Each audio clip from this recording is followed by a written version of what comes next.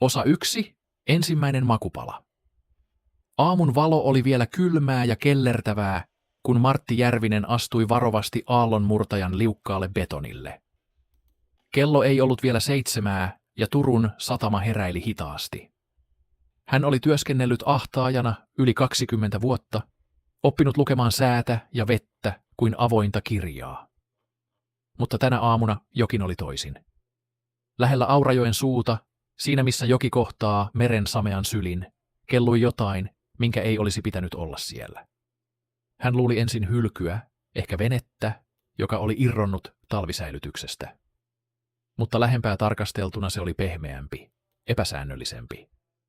Martti kyyristyi ja näki kankaan. Vedenalainen virtaus käänsi kappaletta hitaasti, ja hänelle selvisi, mitä hän katseli. Ihmisruumis. Mies. Kasvot olivat osittain veden alla, mutta se mikä näkyi, sai Martissa aikaan vaiston, joka oli syvemmällä kuin järkytys. Hän oli nähnyt paljon satamassa, onnettomuuksia, tappeluita, humalaisia miehiä, jotka huuhtoutuivat talvella pois. Mutta nämä kasvot olivat vääränväriset. Ne eivät olleet sinertävän harmaat, kuten hukkuneella. Ne olivat punaiset. Kirkkaan, luonnottoman punaiset, kuin mies olisi ollut eläessään tulessa. Martti soitti hätäkeskukseen. Hänen äänensä pysyi kummallisen rauhallisena, ammattimiehen rauhallisena, mutta hän ei ottanut katsettaan pois ruumiista. Poliisi saapui vartin sisällä. Alue eristettiin nopeasti ja ruumis nostettiin ylös satamatyöntekijöiden avustuksella. Paikalla oli rikostutkija Timo Lehtonen, joka ei ollut nukkunut kunnolla yöhön. Hän haistoi jonkin epämääräisen, makean, katkeran tuoksun, kun ruumis laskettiin kenttälavetille. Hän luuli sitä ensin hajuvedeksi tai joksikin muuksi henkilökohtaiseksi hajuksi, mutta tuoksu ei haihtunut. Se oli tiheä, pistävä, ja se muistutti hämmentävällä tavalla mantelia, mutta makeampana, väkisin tehtynä. Uhri oli mies, iältään arviolta 40 ja 50 välillä. Hänellä oli päällään tumma farkkutakki, likainen mutta ehjä. Taskusta löytyi kosteaksi mennyt tupakka-aski ja satamabaarin tulostettu kuitti edelliseltä illalta. Henkilöllisyys löytyi myöhemmin. Reijo Mäkelä, 47 vuotta, turkulainen, työtön, paikallisen poliisin tiedossa, satunnaisista häiriökäyttäytymisistä humalatilassa. Silminnäkijöitä ei ollut. Ketään ei ollut nähnyt putoavan veteen, eikä kukaan ollut kuullut huutoja. Lehtonen merkitsi muistiin mustelmia kasvoissa, mutta ne olivat voineet syntyä ruumiin hakiessa vasten kiviä. Hän ajatteli tapaturmaa tai juopuneen miehen putoamista laiturilta. Se oli yleisin ratkaisu. Hän oli väärässä. Oikeuslääketieteellinen ruumiin avaus tehtiin samana iltapäivänä Turun yliopistollisessa keskussairaalassa. Oikeuslääkäri Kaarina Aho oli nähnyt urallaan satoja hukkuneita. Hän tiesi, miltä keuhkot näyttävät veden täyttäminä, miltä kurkku, kun ihminen on taistellut pintaa vastaan. Reijo Mäkelän keuhkoissa oli vettä, kyllä. Mutta ne eivät olleet täyttyneet niin kuin aktiivisesti hukkuneella. Aho huomasi, että kurkunpää oli poikkeuksellisessa tilassa. Lihakset olivat rentoutuneet, mutta epätavallisella tavalla, ikään kuin halvaantuneet ennen veden pääsyä keuhkoihin. Hän otti verinäytteet ja kudosnäytteet erityistä varovaisuutta noudattaen, koska havaitsi mahalaukun sisällössä jotain, mikä ei kuulunut sinne. Mahalaukussa oli puoliksi sulanutta ruokaa, mutta sen seassa oli kiteytyneitä jäänteitä, jotka eivät olleet peräisin mistään tavanomaisesta ravinnosta. Aho lähetti ne kiireellisesti Helsingin yliopiston oikeuskemian laitokselle. Kun hän sulki ruumiin, hän soitti Lehtoselle. Hän käytti sanaa, jota ei halunnut käyttää. Tutkintaa on jatkettava. Tämä ei ole tapaturma. 3 päivää myöhemmin oikeuskemian raportti oli valmis. Se oli yksi harvinaisimmista, mitä Suomen oikeuslääketieteen historian kirjoihin oli toistaiseksi merkitty. Reijo Mäkelän verestä löytyi synteettistä alkaloidia, jonka kemiallinen rakenne muistutti syanidia, mutta jota oli modifioitu estämään nopea haju ja mahdollistamaan hitaampi salakavala vaikutus. Myrkky oli annosteltu todennäköisesti suun kautta, mahdollisesti ruuan tai juoman seassa, ja se oli aiheuttanut hengityskeskuksen halvaantumisen noin 10 minuutin kuluessa nauttimisesta. Uhri ei olisi ehtinyt huutaa. Hän olisi yksinkertaisesti lakannut hengittämästä ja pudonnut veteen tai tullut työnnetyksi. Raportissa todettiin, ettei kyseessä ollut mikään tunnettu torjunta-aine tai teollisuuskemikaali. Se oli jotain, joka oli valmistettu laboratoriossa, jossa oli sekä elintarvikekemian että orgaanisen kemian erikoisosaamista. Rikoskomisario Lehtonen istui raportin kanssa toimistossaan ja luki sen 3 kertaa. Hän ei ollut koskaan nähnyt vastaavaa. Hän ei tiennyt vielä, että kyseessä oli ensimmäinen. Henrik Wahlsten asui yksin Puistokadun varrella sijaitsevassa kolmion huoneistossa, jonka ikkunat avautuivat kohti kirkkoa. Hän oli 42 vuotta vanha, hoikka, ja hänellä oli tapa asettaa sormensa aina täsmälleen samalla tavalla pöydän reunalle, kun hän luki. Hän työskenteli elintarviketeollisuuden tuotekehityslaboratoriossa, Port Arthurin teollisuusalueella, jossa hän oli vastannut uusien makuyhdistelmien ja säilöntämenetelmien kehittämisestä yli 10 vuoden ajan. Ulkopuolisille hän oli asiantuntija, jolla oli tarkka, looginen mieli ja herkkä makuaisti. Harvat tunsivat häntä lähemmin. Illalla 18. maaliskuuta 1997 Wahlsten istui työhuoneessaan ja avasi Turun Sanomat. Artikkeli oli sivulla 5, pieni palsta, jossa kerrottiin, että satamasta löytyneen miehen kuolemaa tutkitaan nyt tuntemattomana kuolemantapauksena.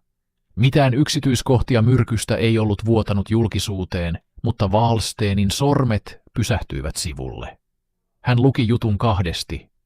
Sitten hän nousi, käveli keittiöön ja otti esiliinan kaapista. Ei likaisen, vaan puhtaan, tärkätyn. Hän avasi jääkaapin, jossa oli täsmällisesti järjestettyjä lasipulloja ja rasioita, ja otti esiin pienen, merkitsemättömän purkin. Hän avasi kannen ja haistoi varovasti. Tuoksu oli sama, joka oli tarttunut oikeuslääkäri Ahon vaatteisiin. Manteli, mutta makea, peitelty. Wahlsten hymyili. Se oli harvinainen ilme hänen kasvoillaan. Hän sulki purkin, pani sen takaisin paikoilleen ja palasi työhuoneeseensa. Siellä hän avasi mustakantisen muistikirjan, jossa oli tarkkaa, pientä käsialaa kirjoitettuna lista.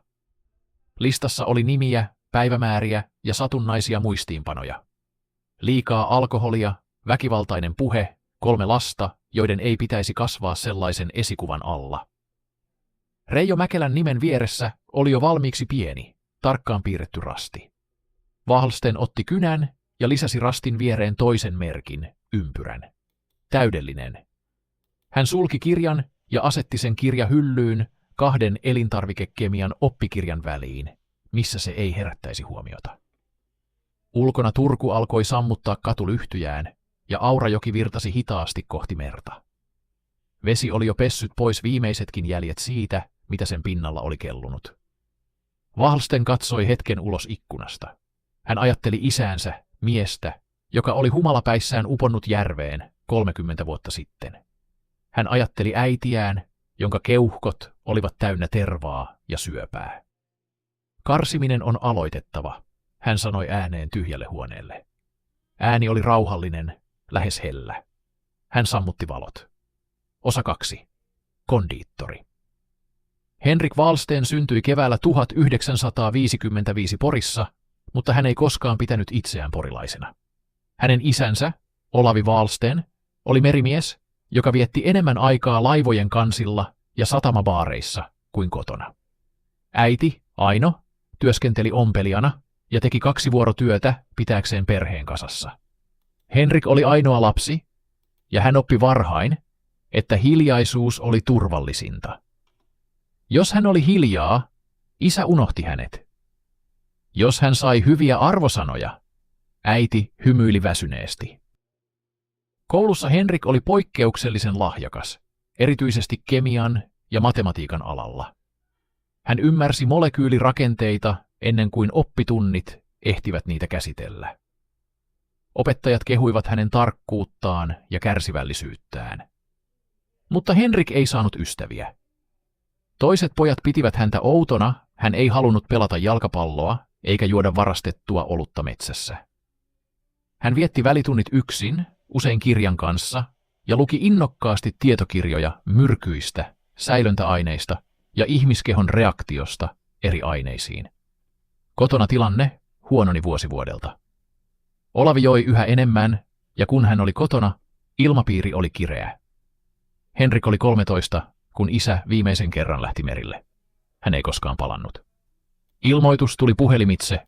Olavi Wahlsten oli pudonnut laivalta matkalla Tukholmaan, humalassa, ja ruumis löytyi vasta seuraavana aamuna. Virallinen kuolinsyy oli hukkuminen. Henrik seisoi hautajaisissa sateessa eikä itkenyt. Hän tunsi vain yhden asian, helpotusta. Äiti Aino ei koskaan toipunut. Hän alkoi tupakoida yhä enemmän, ja kun Henrik oli 18 ja valmistui ylioppilaaksi erinomaisin arvosanoin, Aino sai tietää sairastavansa keuhkosyöpää. Hän kuoli 1,5 vuotta myöhemmin, juuri kun Henrik oli aloittanut kemian opinnot Åbo Akademissa. Hän jäi yksin maailmaan. Se ei tuntunut menetykseltä. Se tuntui vapautumiselta. Wahlsten suoritti tutkintonsa nopeasti ja erikoistui elintarvikekemiaan. Hän väitteli tohtoriksi vuonna 1986 tutkimuksella, joka käsitteli makuyhdisteiden stabiilisuutta eri lämpötiloissa. Väitöskirja sai kiitettävän arvosanan, mutta akateeminen ura ei kiinnostanut. Wahlsten halusi käytännön työtä, paikan, jossa pääsisi käsiksi aineisiin ja laitteisiin ilman jatkuvaa rahoituksen perään kyselyä. Hän sai työpaikan elintarviketeollisuuden tutkimuskeskuksesta Turusta, Port Arthurin teollisuusalueelta. Työnkuva oli monipuolinen. Hän kehitti uusia tuotteita, optimoi säilöntäprosesseja ja analysoi raaka-aineiden puhtautta. Työtoverit pitivät häntä tehokkaana, mutta etäisenä. Hän ei koskaan lähtenyt lounaalle muiden kanssa, ei osallistunut pikkujouluihin, ei kertonut itsestään mitään. Hän teki työnsä virheettömästi ja poistui joka päivä tasan 4. Laboratorio oli Wahlstenille pyhä paikka. Siellä oli tarkkuutta, järjestystä, logiikkaa. Jokaisella aineella oli oma paikkansa, jokaisella reaktiolla oli ennustettava lopputulos. Ihmismaailma oli epäjärjestys. Ihmiset olivat arvaamattomia, likaisia, heikkoja. Wahlsten alkoi viettää yhä enemmän aikaa laboratoriossa virka-ajan jälkeen. Hänellä oli omat avaimet, ja hän tiesi, että vartijat kiersivät vain päärakennuksen, eivät varastotiloja. Siellä hän alkoi hiljalleen kehittää jotain, mitä ei voinut laittaa mihinkään viralliseen tutkimusraporttiin. Hän oli kiinnostunut syanogeenisistä yhdisteistä. Niitä esiintyy luonnossa monissa kasveissa, kivien ytimissä, mantelissa, aprikoosin siemenissä, mutta Wahlsten halusi luoda jotain kontrolloidumpaa, hienostuneempaa. Hän alkoi eristää ja modifioida yhdisteitä käyttäen hyväkseen laboratorion kirjoa, orgaanisia liuottimia ja entsyymikatalyyttejä. Tavoite oli luoda myrkky, joka ei haise liian voimakkaasti, joka ei vaikuta heti vaan vasta muutaman minuutin kuluttua, ja joka voidaan naamioida makeaan ruokaan tai juomaan. Kesti 2 vuotta ennen kuin hän sai koostumuksen täydelliseksi. Hän nimesi sitä mielessään makeutukseksi. Wahlstenin henkilökohtainen elämä oli olemassa vain rutiinien kautta. Hän heräsi aina samaan aikaan, söi aamiaisen täsmälleen samanlaisena, kaurapuuroa, mustikkakeittoa, kahvia ja käveli työpaikalleen samaa reittiä. Vapaa-ajallaan hän luki tieteellisiä julkaisuja, kävi uimahallissa ja joskus elokuvissa yksin. Hän ei koskaan hankkinut kumppania. Hän ei kokenut tarvetta. Mutta hänellä oli yksi harrastus, josta kukaan ei tiennyt. Hän kävi satamabaareissa. Ei juodakseen, tarkkaillakseen. Hän istui usein tuntikausia baarin nurkassa, lasi vettä edessään ja katseli. Hän tarkkaili miehiä, jotka joivat itsensä unettomiin, jotka huusivat toisilleen turhasta, jotka tulivat ja menivät naisten kanssa, jotka eivät olisi heitä selvänä katsoneetkaan. Hän teki muistiinpanoja. Ei baarissa, vaan kotona, muistikirjaansa. Hän oli aloittanut listan vuonna 1993. Aluksi se oli vain uteliaisuutta, sosiologista havainnointia, hän vakuutteli itselleen. Mutta vähitellen se muuttui. Hän alkoi luokitella ihmisiä. Ne, jotka olivat pelastettavissa, ne, jotka olivat menetettyjä tapauksia, ja ne, jotka olivat haitallisia. Määritelmä tarkentui vuosien myötä. Haitallinen oli mies, joka joi päivittäin, joka oli väkivaltainen, joka levitti saastaa eteenpäin, joko geneettisesti tai kasvatuksellisesti. Wallsten näki heissä isänsä kuvan, ja hän tiesi, että isänsä kaltaisia ei pitäisi antaa lisääntyä. Heidän ei pitäisi antaa elää. Reijo Mäkelä oli ollut listalla 2 vuotta. Wallsten oli nähnyt hänet useita kertoja Turun Sataman Kaparen baarissa. Mäkelä oli työtön, eronnut, ja hänellä oli 2 lasta, jotka asuivat äitinsä luona. Hän joi joka päivä, ja humalassa hänestä tuli äänekäs ja uhkaava. Wallsten oli kerran nähnyt hänen lyövän nuorempaa miestä naaman eteen, koska tämä oli vahingossa tönäissyt häntä. Silloin Wallsten teki päätöksensä. Hän valmisti annoksen laboratoriossa 3 päivää ennen tekoa. Hän sekoitti modifioidun syanogeenisen yhdisteen nestemäiseen makeutusaineeseen, joka peitti täydellisesti kaiken katkeruuden ja mantelin vivahduksen. Lopputulos oli väritön, maultaan neutraali, ja se sekoittui saumattomasti esimerkiksi oluen tai makean leivonnaisen kanssa. Hän pakkasi annoksen pieneen, merkitsemättömään lasipulloon, joka mahtui helposti takin taskuun. Illalla 13. maaliskuuta 1997 hän meni Kapareen baariin. Hän tilasi vettä ja odotti. Mäkelä saapui 9 jälkeen, jo hieman humaltuneena. Wallsten odotti kärsivällisesti, kunnes Mäkelä nousi tiskille tilaamaan seuraavan kierroksen. Silloin Wallsten astui lähemmäs, esittäytyi satunnaiseksi keskustelijaksi ja tarjosi Mäkelälle kotitekoista energiajuomaa pienenä kohteliaisuutena. Mäkelä, joka otti vastaan melkein mitä tahansa ilmaista, joi seoksen 1 kulauksella. Wallsten poistui baarista. Hän meni ulos ja odotti satama-alueella pimeässä, katsellen heijastuksia vedessä. 10 minuuttia myöhemmin Mäkelä tuli ulos, horjuen. Hän oli jo menettämässä tajuntaa. Wallsten ohjasi hänet laiturille, ja kun mies romahti, hän työnsi ruumiin veteen. Se upposi hitaasti, nousi sitten takaisin pintaan ja alkoi kellua virran mukana kohti Aurajoen suuta. Wallsten käveli kotiin. Hän nukkui yön sikeästi. Nyt, 3 viikkoa Mäkelän kuoleman jälkeen, Wallsten avasi muistikirjansa uudelleen. Hän käänsi sivun ja katsoi seuraavaa nimeä. Juhani Peltola, 51 vuotta, Kotka. Merimies, väkivaltainen rikosrekisteri, 2 tuomiota pahoinpitelystä. Wallsten oli tavannut hänet satunnaisesti työmatkallaan Kotkan satamassa edellisenä syksynä. Hän tiesi, että oli aika jatkaa. Toinen kaupunki vähensi riskiä, ja Kotka oli tarpeeksi kaukana, ettei kukaan yhdistäisi tapahtumia Turkuun, ainakaan vielä. Hän suunnitteli uuden annoksen. Tällä kertaa se olisi kiinteä, leivonnainen, vähemmän epäilyttävä. Hän voisi valmistaa sen laboratoriossa ja pakata sen tavalliseen paperipussiin. Merimiehet ottivat vastaan kotitekoisia eväitä harvoin kieltäytyen. Hän merkitsi päivämäärän muistikirjaansa. 5. huhtikuuta 1997. Työmatka Kotkaan. Hän kirjoitti viereen sanan, korjattava. Hän sulki kirjan ja asetti sen takaisin paikoilleen. Ulkona satoi kevään ensimmäistä vettä, joka huuhtoi katujen hiekoitushiekat pois. Wallsten avasi keittiön ikkunan ja hengitti sisään kosteaa, kylmää ilmaa. Hän tunsi rauhaa. Maailma oli epäjärjestyksessä, mutta hän alkoi saada siitä otteen. 1 kerrallaan. Osa 3.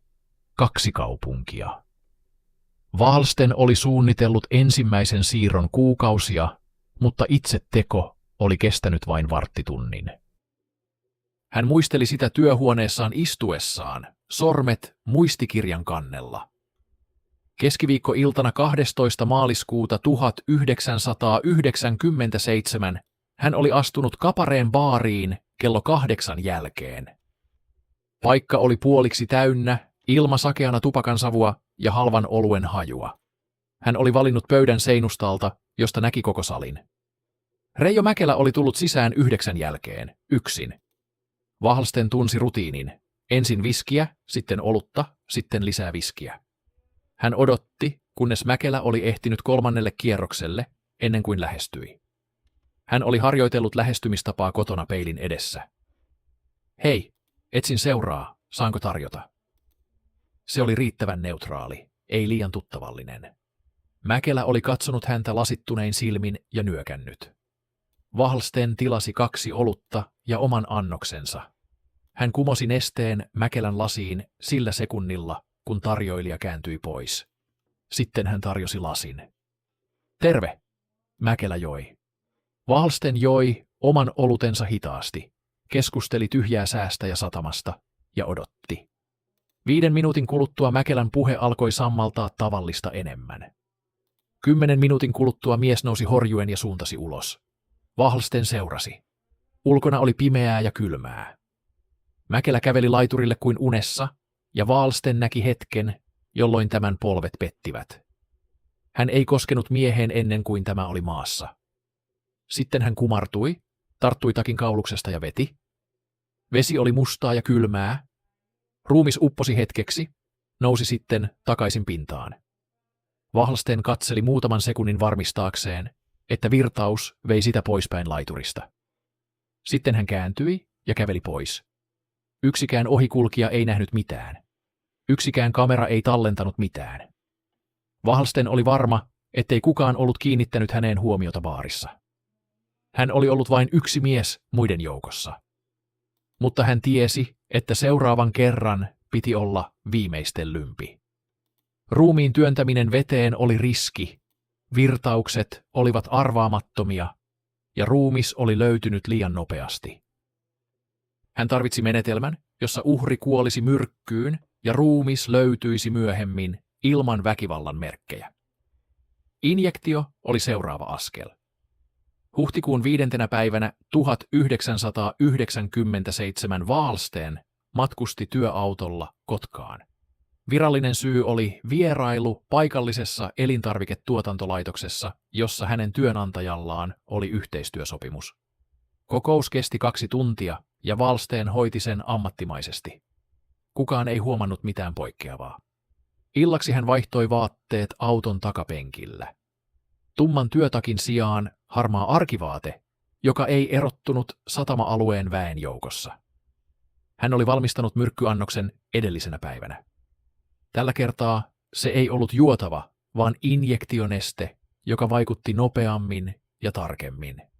Hän oli kehittänyt seoksen, joka jäljittelyssä lihasrelaksanttien vaikutusta, mutta jätti vain neulanpiston kokoisen merkin, joka voitiin helposti sekoittaa hyönteisen puraisuun tai satunnaiseen naarmuun. Hän etsi uhrinsa Kotkan Hovinsaaren satamassa sijaitsevasta ravintolasta, joka oli tunnettu merimiesten kohtaamispaikkana. Juhani Peltola, 51, istui baaritiskillä yksin. Wahlsten oli nähnyt hänet edellisenä syksynä samassa paikassa, ja silloin hän oli lisännyt nimen muistikirjaansa. Peltola oli kookas, karkeakäyntinen mies, jonka rikosrekisteristä löytyi 2 pahoinpitelytuomiota. Viimeisin oli vuodelta 1995, jolloin hän oli lyönyt baaritiskillä toista miestä pullolla ja aiheuttanut pysyvän vamman. Wahlsten asettui Peltolan viereen. Hän tilasi itselleen oluen ja aloitti keskustelun. Se oli helppoa. Merimiehet puhuivat mielellään merestä, ja Wahlsten osasi teeskennellä kiinnostusta. Hän kertoi työskentelevänsä elintarvikealalla, mikä ei herättänyt epäilyksiä. Peltola joi viskiä ja kertoi tarinoita Itämeren reiteistä, lastista, joka katosi, ja miehistä, jotka eivät palanneet. Noin tunnin kuluttua Wahlsten ehdotti, että he siirtyisivät ulos raittiiseen ilmaan. Peltola suostui. He kävelivät satama-alueelle, jossa valaistus oli niukkaa. Wahlsten tiesi etukäteen, missä ei ollut valvontakameroita. Hän oli kartoittanut alueen aiemmin päivällä. Kun he pysähtyivät aallonmurtajan luona, Wahlsten otti esiin esivalmistellun ruiskun. Se oli hyvin pieni, insuliiniruiskun kokoinen. Hän oli harjoitellut liikettä kotona 10 kertoja. Hän asettui Peltolan viereen, osoitti jotain veden pinnassa, ja kun mies kumartui katsomaan, pisti nopeasti kaulavaltimon alueelle. Peltola ei ehtinyt reagoida kuin hämmentyneenä kääntymään. Mitä vittua, hän sai sanottua, ennen kuin myrkky alkoi vaikuttaa. Wahlsten oli laskenut annoksen tarkkaan. Peltola menetti lihasvoimansa alle 2 minuutissa. Hän vaipui polvilleen, sitten kyljelleen. Wahlsten odotti, kunnes hengitys lakkasi. Sitten hän kumartui ja tarkisti, ettei ruiskun pistokohta vuotanut verta. Se oli tuskin näkyvä. Hän käänsi ruumiin selälleen, asetti sen näyttämään siltä kuin mies olisi kaatunut humalassa ja lyönyt päänsä. Naarmu kallossa peitti mahdollisen pistojäljen huomion. Hän poistui nopeasti, käveli autolle ja ajoi takaisin Turkuun. Matkalla hän pysähtyi tien varteen ja upotti ruiskun ja suojakäsineet tiiviisti pakattuna veteen pieneen ojaan kaukana satamasta. Juhani Peltolan ruumis löydettiin seuraavana aamuna. Aamulla liikkeellä ollut satamatyöntekijä näki miehen makaavan aallonmurtajan juurella ja soitti hätäkeskukseen. Aluksi tapaus näytti tapaturmalta, humalainen mies oli kaatunut ja lyönyt päänsä. Paikalla ollut ensihoitaja totesi kuoleman todennäköiseksi kallovammaksi. Mutta Kotkan poliisin tutkinnassa nousi esiin yksityiskohta, joka ei sopinut kuvaan. Peltolan kasvot olivat epätavallisen punaiset ja hänen suunsa ympärillä oli sama makean mantelin tuoksu, josta Turun poliisi oli tehnyt muistiinpanon Reijo Mäkelän tapauksessa. Kotkan poliisi ei tiennyt tästä vielä. Poliisilaitoksilla ei ollut tuolloin valtakunnallista rikostietojärjestelmää, joka olisi automaattisesti yhdistänyt epätavallisia kuolemantapauksia. Mutta oikeuslääkäri, joka teki Peltolan ruumiinavauksen, oli kokenut ja huolellinen. Hän otti verinäytteet ja huomasi kurkun pään lihasten epätavallisen rentoutumisen. Hän ei löytänyt pistokohtaa helposti, se oli päänahan hiusrajan alla, pienen mustelman peitossa. Mutta kun hän löysi sen, hän tiesi, että kyseessä ei ollut tapaturma. Hän soitti keskusrikospoliisiin. Rikoskomisario Timo Lehtonen sai tiedon Kotkan tapauksesta 2 viikkoa Peltolan kuoleman jälkeen. Hän luki oikeuslääkärin raporttia ja tunsi kylmän väreen. Peltolan verestä oli löytynyt sama synteettinen alkaloidi, joka oli tappanut Mäkelän. Yhdiste oli identtinen. Ja nyt siihen liittyi injektio, ei suun kautta nauttiminen. Lehtonen otti yhteyttä Kotkan poliisiin ja pyysi kaikki tapaukseen liittyvät asiakirjat. Hän vertasi 2 kuolemaa. Molemmat uhrit olivat keski-ikäisiä miehiä, molemmilla oli taustallaan päihteiden käyttöä ja väkivaltaa. Molemmat löytyivät satama-alueelta, molempien veressä sama harvinainen myrkky. Lehtonen ei ollut koskaan aikaisemmin työssään kohdannut tilannetta, jossa 2 eri kaupungissa, eri aikoina, olisi löytynyt samalla harvinaisella myrkyllä tapettuja uhreja. Hän istui toimistossaan myöhään iltaan ja kirjoitti muistion, jossa hän ehdotti, että kyseessä saattaisi olla sama tekijä. Hän ei tiennyt, että myöhemmin tulevina vuosina hän joutuisi lisäämään listaan vielä 5 nimeä. Hän ei tiennyt, että tekijä istui juuri sillä hetkellä työhuoneessaan Turussa, avasi muistikirjansa ja kirjoitti Juhani Peltolan nimen viereen valmiiksi piirretyn ympyrän. 2 suoritettua. Listalla odotti seuraava. Wahlsten sulki kirjan. Hän oli tyytyväinen. Injektio oli toiminut odotettua paremmin. Hän tiesi, että poliisi saattaisi ennemmin tai myöhemmin yhdistää tapaukset, mutta se ei huolestuttanut häntä. Heillä ei ollut mitään. Ei silminnäkijöitä, ei DNAta, ei mitään, mikä johtaisi häneen. Hän oli näkymätön. Hän oli Karsiassa puutarhuri, joka teki työtään yössä. Hän sammutti valon ja katsoi ulos ikkunasta. Turku nukkui, Kotka nukkui, ja jossain satamissa odottivat ne, jotka vielä oli korjattava pois. Osa 4. Satoa. Vuosi 1998 valkeni Suomen rannikkokaupungeissa kylmänä ja lumisena, mutta Henrik Wahlstenin sisällä paloi hiljainen, tarkkaan kontrolloitu liekki. 2 ensimmäistä toimenpidettä olivat onnistuneet yli odotusten. Poliisi ei ollut tavoittanut häntä, eivätkä lehdet olleet kirjoittaneet mitään, mikä olisi viitannut siihen, että Turun ja Kotkan tapauksia tutkittaisiin yhdessä. Wahlsten tiesi kuitenkin, että oli vain ajan kysymys, milloin joku oikeuslääkäri tai rikostutkija vetäisi johtolangat yhteen. Siksi hänen oli toimittava nopeasti, mutta järjestelmällisesti. Hän ei ollut mikään sekopäinen tappaja, joka iski satunnaisesti. Hän oli puutarhuri, ja puutarhurilla on aina suunnitelma. Hän oli nimennyt hankkeensa mielessään projektiksi Puhdistus. Tavoite oli yksinkertainen: karsia pois ne yksilöt, jotka saastuttivat suomalaista geenipoolia päihteiden väärinkäytöllään ja väkivaltaisuudellaan. Wahlsten ei nähnyt itseään rikollisena. Hän näki itsensä lääkärinä, joka poisti kasvaimen yhteiskunnan ruumiista. Mitä enemmän hän toisti tekojaan, sitä vahvemmaksi tämä itsensä oikeuttamisen mekanismi kasvoi. Hän valitsi 3. uhrinsa tarkasti. Tällä kertaa hän palasi Turkuun, mutta ei samalle satama-alueelle. Hän halusi välttää liian ilmeistä kaavaa. Uusi uhri oli Markku Ranta, 44-vuotias rakennusmies, joka oli menettänyt työnsä edellisenä vuonna ja viettänyt siitä lähtien suurimman osan ajastaan Turun linnan lähellä sijaitsevassa pubissa. Wahlsten oli seurannut häntä 3 viikon ajan. Ranta joi joka päivä ja humalassa hänestä tuli aggressiivinen. Wahlsten oli nähnyt hänen potkaisevan koiraa ja huutavan tuntemattomille ohikulkijoille. Ranta oli eronnut ja hänellä oli 3 lasta, joita hän tapasi harvoin. Hänen entinen vaimonsa oli hakenut turvakieltoa vuonna 1996. Wahlsten merkitsi nimen muistikirjaansa. Rinnakkaistietoja täydennettiin.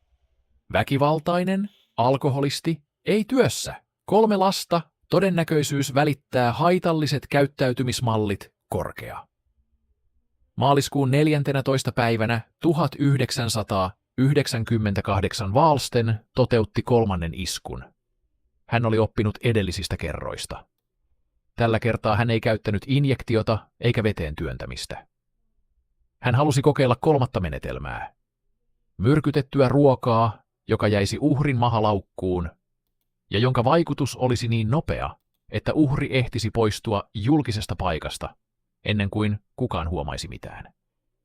Hän valmisti laboratoriossa pienen erän suklaamakeisia, joihin hän oli sekoittanut makeutusta. Suklaa peitti täydellisesti kaikki epätavalliset maut. Hän pakkasi makeiset tavalliseen, kaupasta ostettuun rasiaan, josta hän oli poistanut alkuperäiset etiketit ja korvannut ne itse tehdyillä, jotka eivät johtaneet mihinkään olemassa olevaan yritykseen. Illalla hän meni pubiin, jossa Ranta istui. Wahlsten tilasi oluen ja asettui baaritiskin toiseen päähän. Hän odotti sopivaa hetkeä. Kun Ranta nousi tiskille tilaamaan lisää juomaa, Wahlsten astui hänen viereensä ja aloitti keskustelun. Hän esiintyi myyntimiehenä, joka oli jumissa Turussa työmatkalla. Ranta ei ollut kiinnostunut keskustelusta, mutta kun Wahlsten tarjosi hänelle olutta, mies suostui. Wahlsten odotti, kunnes Ranta oli ehtinyt juoda puolet oluesta. Sitten hän otti suklaarasian esiin ja tarjosi sitä. Tässä on paikallista tuotantoa, maistuvaa, hän sanoi. Ranta otti muutaman makeisen, sitten lisää. Wahlsten ei syönyt itse yhtäkään. 10 minuuttia myöhemmin Ranta nousi yllättäen ja lähti ulos. Wahlsten seurasi häntä turvallisen välimatkan päästä. Ranta käveli kohti linnan puistoa, ja kun hän oli ehtinyt puiston pimeimpään osaan, hänen polvensa pettivät. Hän kaatui nurmikolle ja jäi makaamaan. Wahlsten odotti 5 minuuttia, lähestyi sitten ja tarkisti, että mies oli hengetön. Hän ei koskenut ruumiiseen muuten kuin kääntääkseen sen kyljelleen, ettei se herättäisi huomiota liian nopeasti. Sitten hän poistui. Markku Rannan ruumis löydettiin seuraavana aamuna puistosta. Ohikulkija luuli ensin nukkuvaa juoppoa, mutta kun mies ei herännyt huudolle, hän soitti poliisin. Paikalla ollut poliisi totesi kuoleman alustavasti alkoholimyrkytykseksi tai kylmettymiseksi. Oikeuslääkäri kuitenkin löysi ruumiinavauksessa saman alkaloidin, joka oli tappanut Mäkelän ja Peltolan. Tällä kertaa tieto levisi nopeammin. Rikoskomisario Lehtonen sai tiedon 3 päivän kuluttua. Hän tiesi nyt, että kyseessä oli sarja. Kesällä 1998 Wahlsten teki 4. ja 5. iskun. 4. uhri oli Kotkassa, 5. jälleen Turussa. Molemmat olivat keski-ikäisiä miehiä, molemmilla oli pitkä historia päihteiden väärinkäyttöä ja väkivaltaa. Wahlsten vaihteli menetelmiä. 4. uhrille hän käytti nestemäistä myrkkyä oluen seassa. 5. hän palasi injektioon, mutta tällä kertaa reiteen, ei kaulaan. Hänestä oli tullut tekniikassaan virtuoso. Jokainen isku oli suunniteltu viikkoja etukäteen. Hän tiesi uhrinsa rutiinit, heidän tapansa, heidän heikkoutensa. Hän ei koskaan iskenyt samalla tavalla 2 peräkkäin. Hän ei koskaan jättänyt jälkeä, joka olisi suoraan yhdistettävissä häneen. Mutta hänen itseluottamuksensa alkoi kasvaa vaarallisen suureksi. Wahlsten alkoi pitää kirjaa teoistaan tarkemmin kuin oli tarpeen.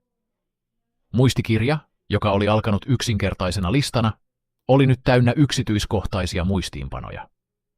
Jokaisen uhrin kohdalla oli päivämäärä, paikka, käytetty menetelmä ja lyhyt arvio korjauksen onnistumisesta. 4. uhrin kohdalla hän oli kirjoittanut: nopea ja kivuton. Yhteiskunta keveni 1 taakalla. Mutta hän ei tyytynyt enää pelkkään muistikirjaan. Hän alkoi säilyttää trofeita. Ensimmäinen oli tupakka-askin käärepaperi, jonka hän oli ottanut Reijo Mäkelän taskusta ennen kuin työnsi tämän veteen. Hän ei ollut suunnitellut sitä etukäteen. Se oli ollut impulsiivinen teko, joka oli tapahtunut nopeasti. Mutta kun hän oli päässyt kotiin ja katsonut paperia käsissään, hän oli tuntenut tyydytystä. Se oli konkreettinen todiste siitä, että hänellä oli valta. Hän oli ottanut jotain uhriltaan, ja se oli nyt hänen. 2. uhrin kohdalla hän oli ottanut baarikuitin.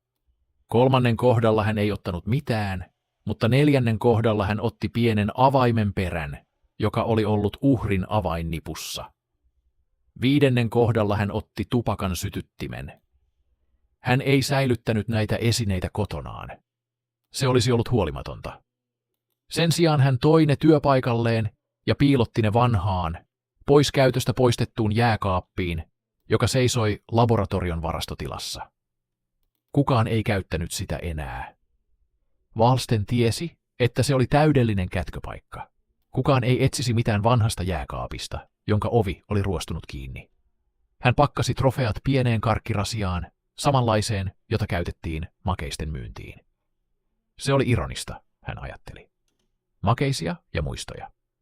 Hän sulki kannen ja asetti rasian jääkaapin perimmäiseen nurkkaan. Vuonna 1999 Wahlsten tappoi vielä 2 miestä. 6. uhri oli Turussa, 7. Kotkassa. Molemmat olivat hänen listallaan olleet jo pitkään. Hänen tekniikkansa oli kehittynyt siihen pisteeseen, että hän pystyi annostelemaan myrkyn niin tarkasti, että kuolema tapahtui lähes minuutin tarkkuudella ennustettavasti. Hän oli tappanut nyt 7 miestä 2 vuoden aikana. Yksikään ei ollut jättänyt jälkeä, joka olisi johtanut häneen. Poliisi ei ollut julkaissut mitään, mikä olisi viitannut siihen, että heillä olisi johtolankoja.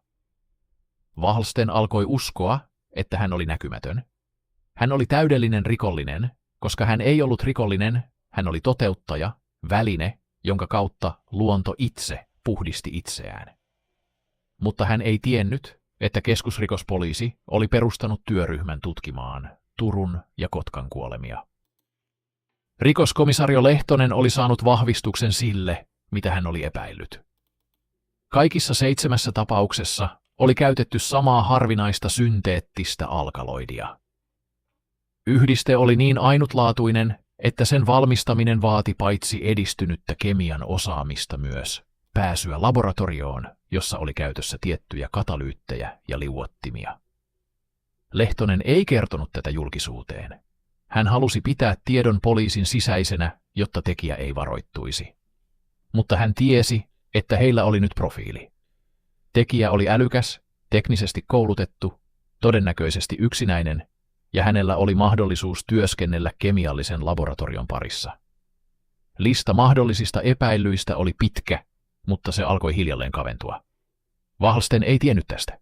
Hän istui työhuoneessaan, avasi muistikirjansa ja katsoi listaa. 7 nimeä, 7 ympyrää. Hän oli tyytyväinen, mutta ei vielä valmis. Listalla oli vielä nimiä. Osa 5, virhe. 2 vuoden ja 7 onnistuneen toimenpiteen jälkeen Henrik Wahlsten alkoi tehdä sitä, mitä hän oli aina muissa halveksinut. Hän tuli varomattonaksi.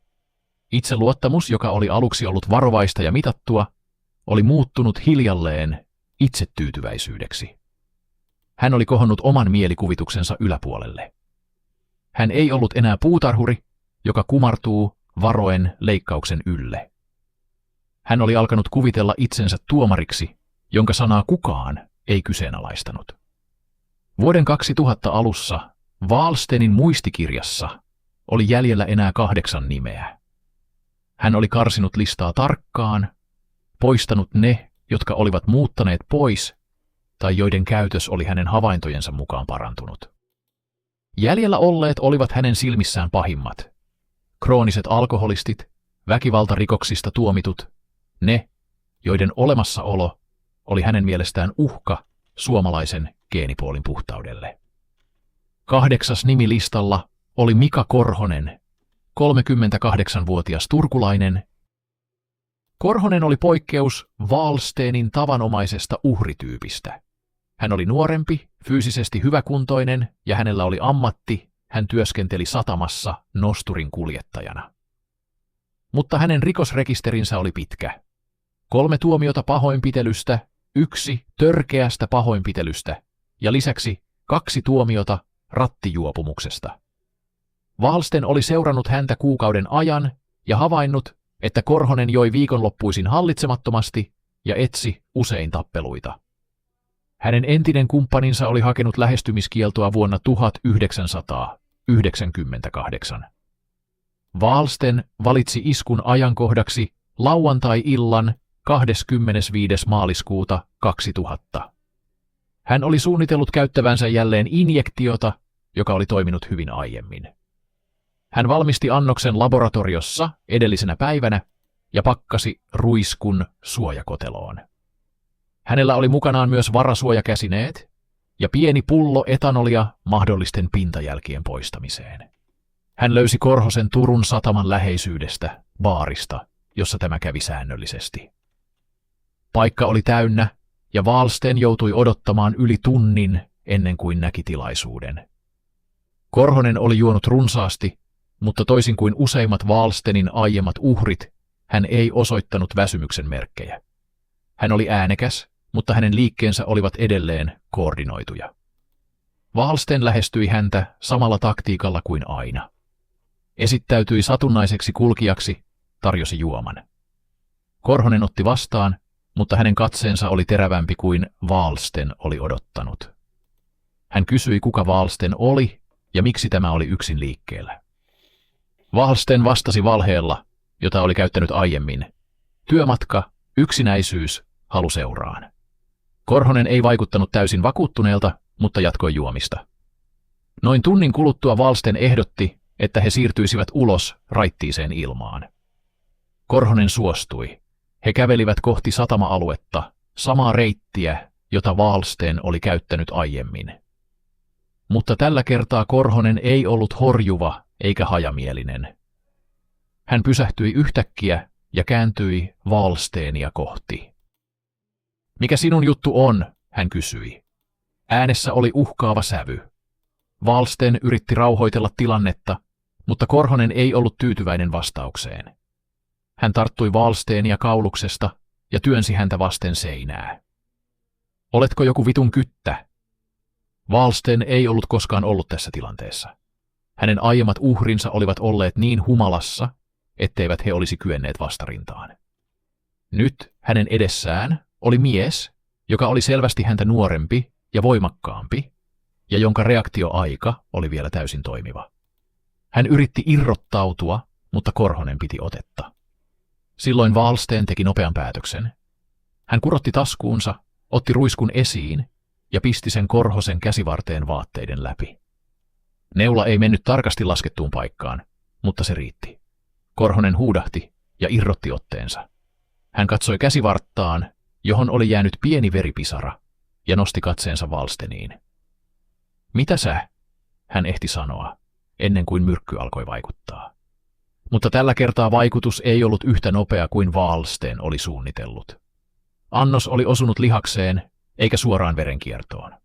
Korhonen horjahti, mutta ei kaatunut. Hän otti askeleen kohti Wahlstenia ja heilautti nyrkkiään. Isku osui Wahlstenia olkapäähän, ja tämä menetti tasapainonsa. Seuraavat sekunnit olivat epäjärjestyksessä. Wahlsten yritti pitää etäisyyttä, Korhonen yritti tarttua häneen uudelleen. Myrkky alkoi vihdoin vaikuttaa, ja Korhosen liikkeet muuttuivat kömpelöiksi. Hän horjahti, putosi polvilleen ja lopulta kaatui kyljelleen. Wahlsten odotti, että hengitys lakkasi. Se kesti 3 minuuttia, jotka tuntuivat ikuisuudelta. Hän oli hengästynyt, ja hänen olkapäänsä kipeytyi. Mutta suurempi ongelma oli se, että taistelupaikalle oli jäänyt jälkiä. Hän etsi nopeasti ympäristöä ja näki kauhuksi, että hänen toinen suojakäsineensä oli pudonnut maahan taistelun aikana. Hänellä ei ollut aikaa etsiä sitä perusteellisesti pimeässä. Hän poimi sen, mikä löytyi, mutta tiesi, että yksi käsine saattaa puuttua. Hän pakkasi ruiskun ja muut tarvikkeet kiireesti ja poistui alueelta nopeasti. Hän ajoi pois Turusta ja pysähtyi huoltoasemalle Piikkiössä ostaakseen vettä ja rauhoittuakseen. Huoltoasemalla oli kameravalvonta, mutta Wahlsten ei ajatellut sitä sillä hetkellä. Hän osti pullon vettä ja maksoi käteisellä. Vasta myöhemmin kotona, kun hän istui keittiön pöydän ääressä ja yritti jäsentää tapahtumia, hän muisti kamerat. Hän ei ollut varma, oliko hänen kasvonsa näkyneet selvästi. Hänellä oli ollut päällään tumma takki ja lippalakki, jonka lippa oli peittänyt osan kasvoista. Mutta käsineen menettäminen oli vakavampi ongelma. Hän oli käyttänyt samoja käsineitä aiemmissa teoissa. Jos poliisi löytäisi sen ja pystyisi eristämään siitä DNAta, se olisi katastrofi. Hän vietti seuraavat päivät tarkkaillen uutisia. Mitään ei tullut. Mika Korhosen ruumis löydettiin seuraavana aamuna satama-alueelta, ja alustavissa uutisissa kerrottiin, että mies oli todennäköisesti kuollut alkoholimyrkytykseen ja kylmettymiseen. Wahlsten tiesi, että oikeuslääkäri tulisi löytämään myrkyn, mutta poliisi ei ollut vielä julkistanut sitä. Viikon kuluttua hän näki Turun Sanomissa pienen uutisen, jossa kerrottiin, että Korhosen kuolemaa tutkitaan nyt epäselvänä tapauksena. Se oli sama sanamuoto, jota oli käytetty aiemmista uhreista. Wahlsten ei tiennyt, oliko poliisi löytänyt käsineen. Hän teki päätöksen. Hän lopettaisi toimintansa toistaiseksi. Hän ei voisi ottaa riskiä, että hänet tunnistettaisiin. Hän sulki muistikirjan ja piilotti sen kirjahyllyn taa. Hän ei enää käynyt satamabaareissa. Hän ei tehnyt uusia merkintöjä. Hän keskittyi työhönsä ja odotti. Rikoskomisario Timo Lehtosen työryhmä löysi käsineen 3 päivää Korhosen kuoleman jälkeen. Se oli jäänyt satama-alueen aallonmurtajan viereen, osittain roskien peittoon. Löytö tehtiin toisessa tarkastuskäynnissä, kun rikosteknikot kävivät alueen uudelleen läpi systemaattisesti. Käsine oli tavallinen suojakäsine, tyyppiä, jota käytetään laboratorioissa ja elintarviketeollisuudessa. Sen pinnasta otettiin näytteitä, ja keskusrikospoliisin laboratoriossa onnistuttiin eristämään riittävä määrä DNA:ta profiloimista varten. Tulokset saatiin 6 viikkoa myöhemmin.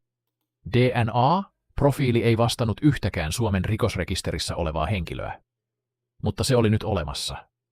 Se oli ensimmäinen konkreettinen johtolanka, joka yhdisti tekijän tekoihin. Lehtonen ei kertonut löydöstä julkisuuteen. Hän halusi pitää tiedon sisäisenä, jotta tekijä ei tietäisi, että poliisilla oli nyt työkalu, jolla hänet voitaisiin lopulta tunnistaa. Wallsten ei tiennyt tästä. Hän istui työhuoneessaan, katseli ulos ikkunasta ja odotti. Hän tiesi tehneensä virheen, mutta hän ei tiennyt, kuinka suuri se oli. Hän ei tappaisi enää pitkään aikaan, mutta hän ei myöskään luopuisi. Hän oli aloittanut työn, ja työ oli kesken. Osa 6. Rikoskomisario Nurmi. Keskusrikospoliisin tiloissa Pasilassa vallitsi heinäkuun 2000 helteestä huolimatta sellainen viileä, hallittu tunnelma, johon vain vakavien rikosten yksikkö kykeni. Rikoskomisario Eeva Nurmi istui työhuoneensa ikkunan ääressä ja luki läpi paksua kansiota, joka oli kulkeutunut hänen pöydälleen Turun ja Kotkan tapahtumien johdosta. Hän oli 45, toiminut KRP:ssä yli 10 vuotta, ja hänen erikoisalansa olivat sarja- ja seksuaalirikokset. Hän oli nähnyt urallaan paljon, mutta tämä tapaus herätti hänessä harvinaista huomiota. Kansiossa oli nyt 8 uhrin tiedot. 8, Mika Korhonen, oli tuorein, ja hänen tapauksessaan oli tapahtunut käänne. Rikosteknikot olivat löytäneet tekijältä pudonneen suojakäsineen. Käsineestä oli saatu eristettyä DNA-profiili, joka oli nyt valmiina verrattavaksi. Nurmi tiesi, että ilman osumaa rekisteriin se ei yksinään ratkaisisi mitään, mutta se oli ensimmäinen konkreettinen todiste, joka vei tutkintaa eteenpäin. Hän kutsui koolle työryhmän, johon kuuluivat vanhempi rikoskonstaapeli Jari Mäkelä, oikeuslääketieteen asiantuntija professori Hannu Valtanen ja rikosteknikko Sari Lehtimäki. Ensimmäinen palaveri pidettiin heinäkuun 10. päivänä. Nurmi aloitti katsauksella. Meillä on 8 uhria 3 vuoden ajalta, 2 kaupunkia, sama myrkky.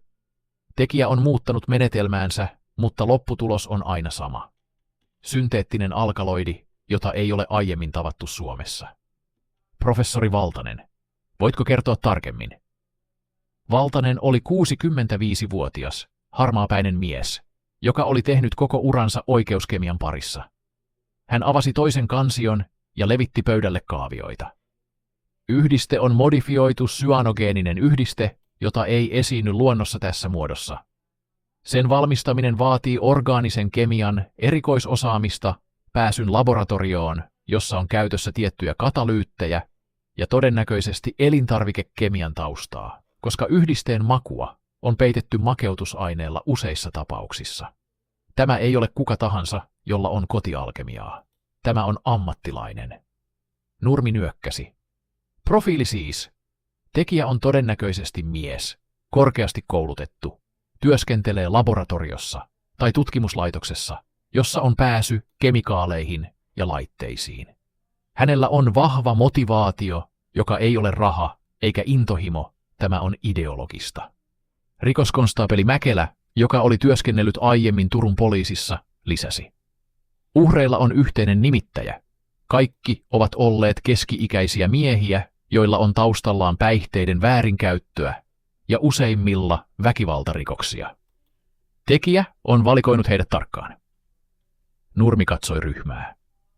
Tämä tarkoittaa, että tekijä on seurannut uhrejaan etukäteen.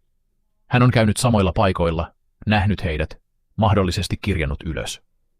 Meidän on alettava kartoittaa, keillä kaikilla on mahdollisuus sekä kemialliseen laboratorioon että säännöllisiin työmatkoihin Turun ja Kotkan välillä. 2 kaupunkia tarkoittaa, että tekijä liikkuu. Hänellä on auto ja syy olla molemmissa paikoissa. Seuraavien viikkojen aikana Nurmi johti työryhmää, joka alkoi kartoittaa systemaattisesti kaikkia elintarvikekemian, biotekniikan ja orgaanisen kemian alojen ammattilaisia Varsinais-Suomessa ja Kymenlaaksossa. Lista oli pitkä, yli 300 nimeä. Nurmi jakoi työn Mäkelän ja muiden kanssa. Jokainen nimi tarkistettiin. Oliko henkilöllä pääsy laboratorioon? Oliko hänellä työmatkoja tai muita syitä liikkua Turun ja Kotkan välillä? Oliko hänellä rikosrekisteriä tai muuta huomautettavaa? Samalla DNA-profiili syötettiin valtakunnalliseen rekisteriin, mutta osumaa ei tullut. Tekijällä ei ollut rikosrekisteriä, eikä hänen DNAtaan ollut missään virallisessa arkistossa. Nurmi ei ollut yllättynyt. Hän tiesi, että tällainen tekijä ei ollut jäänyt aiemmin kiinni mistään. Elokuussa työryhmä sai uutta tietoa. Rikosteknikko Sari Lehtimäki oli tehnyt vertailevaa analyysiä käsineen pinnasta löytyneistä kemiallisista jäämistä. Käsineessä oli ollut pieniä määriä elintarvikehygienialle tyypillisiä yhdisteitä, erityisesti pektiiniä ja sakkaroosipohjaisia makeutusaineita, jotka eivät olleet peräisin mistään tavallisesta kotitaloudesta. Ne viittasivat elintarvikelaboratorioon, jossa käsitellään suuria määriä makeutusaineita ja hyytelöimisaineita. Nurmi sai tiedon ja tiesi, että se kavensi hakua entisestään. He eivät enää etsineet mitä tahansa kemistia, he etsivät henkilöä, jolla oli erityisosaamista elintarvikekemiasta, erityisesti makeutus- ja säilöntäaineiden parista. Hän otti yhteyttä elintarviketurvallisuusvirasto Eviraan ja pyysi listaa kaikista elintarviketeollisuuden tutkimuslaitoksista ja tuotekehityslaboratorioista, joissa työskenteli henkilöitä, joilla oli tohtorin tutkinto orgaanisesta kemiasta tai elintarvikekemiasta. Lista kaventui 200. Seuraavaksi hän karsi niihin, jotka tekivät säännöllisiä työmatkoja. Työmatkatietoja ei ollut julkisesti saatavilla, joten Nurmi joutui tekemään kenttätyötä. Hän lähetti Mäkelän Turkuun ja itse matkusti Kotkaan haastattelemaan elintarvikealan yritysten henkilöstöjohtajia. Hän oli varovainen, hän ei halunnut herättää turhaa huomiota eikä varoittaa mahdollista epäiltyä. Syyskuussa 2000 Nurmi sai listan, jossa oli 50 henkilöä, jotka täyttivät alustavat kriteerit: korkeakoulutus, pääsy laboratorioon ja työmatkoja Turun ja Kotkan välillä viimeisen 3 vuoden aikana. Hän istui toimistossaan myöhään iltaan ja kävi nimet läpi yksi kerrallaan. Heidän joukossaan oli Henrik Wahlsten, 45, Turku. Tohtorin tutkinto elintarvikekemiasta, Åbo Akademista, työskennellyt Port Arthurin teollisuusalueella tutkimuskeskuksessa vuodesta 1986. Työmatkoja Kotkaan 4 kertaa vuodessa, mikä vastasi ajallisesti useiden uhrien ajankohtia. Ei rikosrekisteriä, ei puolisoa, ei lapsia. Nurmi pysähtyi nimeen. Hän ei tuntenut Wahlstenia, eikä tämä erottunut listalta millään ilmeisellä tavalla. Mutta jokin sai hänet merkitsemään nimen marginaaliin. Hän kirjoitti viereen: tarkistettava tarkemmin. Seuraavina viikkoina hän ja Mäkelä tekivät taustaselvityksiä. He selvittivät Wahlstenin työmatkojen ajankohdat ja vertasivat niitä uhrien kuolinpäiviin. 3 uhrin kohdalla Wahlsten oli ollut työmatkalla Kotkassa täsmälleen silloin, kun uhri oli kuollut. 3 muun kohdalla hänellä ei ollut virallista työmatkaa, mutta hänellä oli ollut vapaata tai lomaa. 2 uhrin kohdalla ajoitus ei täsmännyt yhtä selvästi. Mäkelä huomautti: se ei ole todiste. Monella muullakin listalla on samanlaisia ajoituksia. Nurmi tiesi sen. Mutta Wahlstenin profiili sopi. Yksinäinen, älykäs, työskenteli laboratoriossa, jossa oli pääsy kemikaaleihin. Hänellä ei ollut mitään ilmeistä motiivia, mutta toisaalta hänellä ei ollut mitään sellaista elämässä, joka olisi sulkenut pois mahdollisuuden. Hän päätti, että he eivät vielä ottaisi yhteyttä Wahlsteniin. Heillä ei ollut riittävästi näyttöä, eikä Nurmi halunnut varoittaa mahdollista epäiltyä. Sen sijaan hän pyysi lupaa tarkkailulle. Lupaa ei heltiä helposti, KRP:ssä oli tiukat säännöt henkilötarkkailulle ilman riittäviä perusteita, mutta Nurmi esitti tapauksen erityislaatuisuuden ja DNA-johtolangan, joka voisi lopulta johtaa tunnistamiseen. Lupa myönnettiin lokakuussa 2000 ehdollisena. Tarkkailu aloitetaan, mutta jos 3 kuukauden aikana ei synny uutta näyttöä, se keskeytetään. Nurmi ei tiennyt, että Wahlsten oli jo havainnut liikennettä ympärillään. Lokakuun puolivälissä hän oli nähnyt tuntemattoman henkilön autoineen pysäköitynä kadullaan 2 eri iltana. Auto oli musta Volkswagen, eikä se kuulunut kenenkään naapurin vakiokalustoon. Wahlsten ei ollut panikoinut, mutta hän oli tullut varovaiseksi. Hän alkoi muuttaa rutiinejaan. Hän poistui kotoa eri aikoina, käveli eri reittejä ja lopetti kokonaan satama-alueella käymisen. Hän ei tiennyt, oliko kyse poliisista vai jostain muusta, mutta hän tiesi, että riski oli kasvanut. Hän oli jo päättänyt lopettaa toimintansa toistaiseksi Korhosen tapauksen jälkeen, ja nyt hän vahvisti päätöksensä. Hän ei enää koskenut muistikirjaan. Hän ei enää käynyt laboratoriossa virka-ajan jälkeen. Hän oli kuin eläin, joka vetäytyy koloon havaittuaan saalistajan. Mutta hänen kätkönsä, karkkirasia vanhassa jääkaapissa laboratorion varastossa, oli edelleen siellä, ja hänen muistikirjansa oli edelleen kirjahyllyssä. Hän ei voinut hävittää niitä. Ne olivat ainoat todisteet siitä, että hänen työnsä oli todellista. Nurmi puolestaan jatkoi listan käsittelyä. Wahlsten oli yksi 15, joita hän seurasi tarkemmin. DNA. Vertailuun heillä ei ollut vielä mahdollisuutta. He tarvitsisivat joko Wahlstenin suostumuksen näytteenottoon tai riittävän syyn pakkokeinolle. Sitä ei vielä ollut. Marraskuussa 2000 Nurmi sai puhelun Turun poliisilta. Eräs satamabaarin omistaja oli ilmoittanut, että hänen asiakkaidensa joukossa oli vuosien ajan käynyt mies, joka ei koskaan juonut alkoholia, istui aina nurkassa ja tarkkaili muita. Baarimikko oli muistanut miehen erityisesti siksi, että tämä oli tullut esiin kyselyissä, joita poliisi oli tehnyt uhrien taustoista. Baarimikko ei tiennyt miehen nimeä, mutta hän pystyi kuvailemaan tämän ulkonäön. Kuvaus vastasi Henrik Wahlstenia. Nurmi tiesi, että se ei ollut todiste, mutta se oli tarpeeksi vahvistaakseen hänen epäilynsä. Hän päätti, että tammikuussa 2001 he hakisivat lupaa Wahlstenin DNA-näytteen ottamiseksi. Hän ei tiennyt, että Wahlsten oli jo havainnut varjon perässään ja että tämä havainto oli saanut hänet tekemään ratkaisun, joka muuttaisi kaiken. Osa 7. Varjo satamassa. Tammikuun 2001 pimeys laskeutui Helsingin ylle aikaisin, ja keskusrikospoliisin ikkunoista näkyi vain Pasilan tornitalojen himmeät valot. Rikoskomisario Eeva Nurmi istui työhuoneessaan kahvikuppi kädessä ja katseli seinälle kiinnitettyä aikajanaa. 8 nimeä, 8 päivämäärää, ja nyt niiden yläpuolella yksi toistuva tekijä, Henrik Wahlsten. Hän oli odottanut tätä hetkeä kuukausia. Nyt hänellä oli vihdoin jotain konkreettista. Edellisenä päivänä oli saapunut vastaus pyyntöön, jonka Nurmi oli lähettänyt Wahlstenin työnantajalle, elintarviketutkimuskeskus Food Labille. Yrityksen henkilöstöosasto oli toimittanut yksityiskohtaisen selvityksen Wahlstenin työmatkoista vuosilta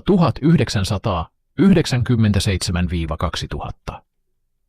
Nurmi oli tarkistanut tiedot 2, ja ne olivat kiistattomat. 8 murhasta 7 tapahtui ajankohtana, jolloin Wahlsten oli joko virallisella työmatkalla Kotkassa, tai hänellä oli vapaata, joka oli ajoittunut täsmälleen uhrin kuolinpäivän kanssa. Ainoastaan yhden uhrin kohdalla ajoitus ei ollut yhtä selvä, mutta silloin Wahlsten oli ollut sairauslomalla, ja sairauslomatodistus oli tullut hänen omalta työterveyslääkäriltään, jolle hän oli kertonut oireikseen päänsärkyä ja väsymystä. Nurmi kutsui koolle työryhmän. Kokoushuoneessa olivat Mäkelä, Lehtimäki ja uutena jäsenenä apulaisvaltakunnan syyttäjä Marko Virtanen, joka oli määrätty seuraamaan tapausta oikeudellisen valmistelun kannalta. Nurmi aloitti. Meillä on nyt 8 uhria, sama myrkky, sama tekotapa, ja yksi henkilö, jonka liikkeet vastaavat täsmälleen murhien ajankohtia. Wahlstenilla on motiivi, tilaisuus ja välineet. Hän työskentelee laboratoriossa, jossa on pääsy kemikaaleihin, joita tarvitaan tämän myrkyn valmistamiseen. Hänellä on elintarvikekemian koulutus, joka selittää makeutusaineiden käytön myrkyn peittämiseen. Ja nyt meillä on aikajanat, jotka eivät enää ole sattumaa. Mäkelä nyökkäsi. Mutta meillä ei ole vielä näyttöä, joka yhdistäisi hänet suoraan tekoihin. DNA-käsineestä on profiili, mutta meillä ei ole Wallstenin DNA:ta vertailua varten. Lehtimäki lisäsi. Ja myrkkyä emme ole löytäneet hänen hallustaan. Meillä ei ole mitään, mikä todistaisi, että hän on valmistanut sitä. Virtanen, joka oli istunut hiljaa, otti puheenvuoron. Oikeudellisesti tilanne on tämä. Teillä on vahva epäily, mutta ei riittävää näyttöä kotietsintään tai pakkokeinoihin. DNA-näytteen ottaminen vaatisi joko hänen suostumuksensa tai tuomioistuimen päätöksen. Tuomioistuin ei tässä vaiheessa myönnä pakkokeinolupaa pelkästään aikataulujen perusteella. Tarvitsette jotain lisää. Nurmi tunsi turhautumisen nousevan. He olivat niin lähellä, mutta eivät vielä tarpeeksi lähellä. Hän tiesi, että jos he eivät toimisi nopeasti, Wallsten saattaisi hävittää todisteet, jos niitä ylipäätään oli olemassa. Hän teki päätöksen. Jatkamme tarkkailua. Mutta tällä kertaa se on kohdennettua. Mäkelä, haluan sinut Turkuun. Seuraa Wallstenia, opettele hänen rutiininsa. Jos hän tekee jotain poikkeavaa, jos hän esimerkiksi yrittää hävittää jotain, meillä on syy hakea etsintälupaa. Mäkelä nyökkäsi. Milloin aloitan? Heti. Seuraavana päivänä Mäkelä matkusti Turkuun ja aloitti Wallstenin tarkkailun.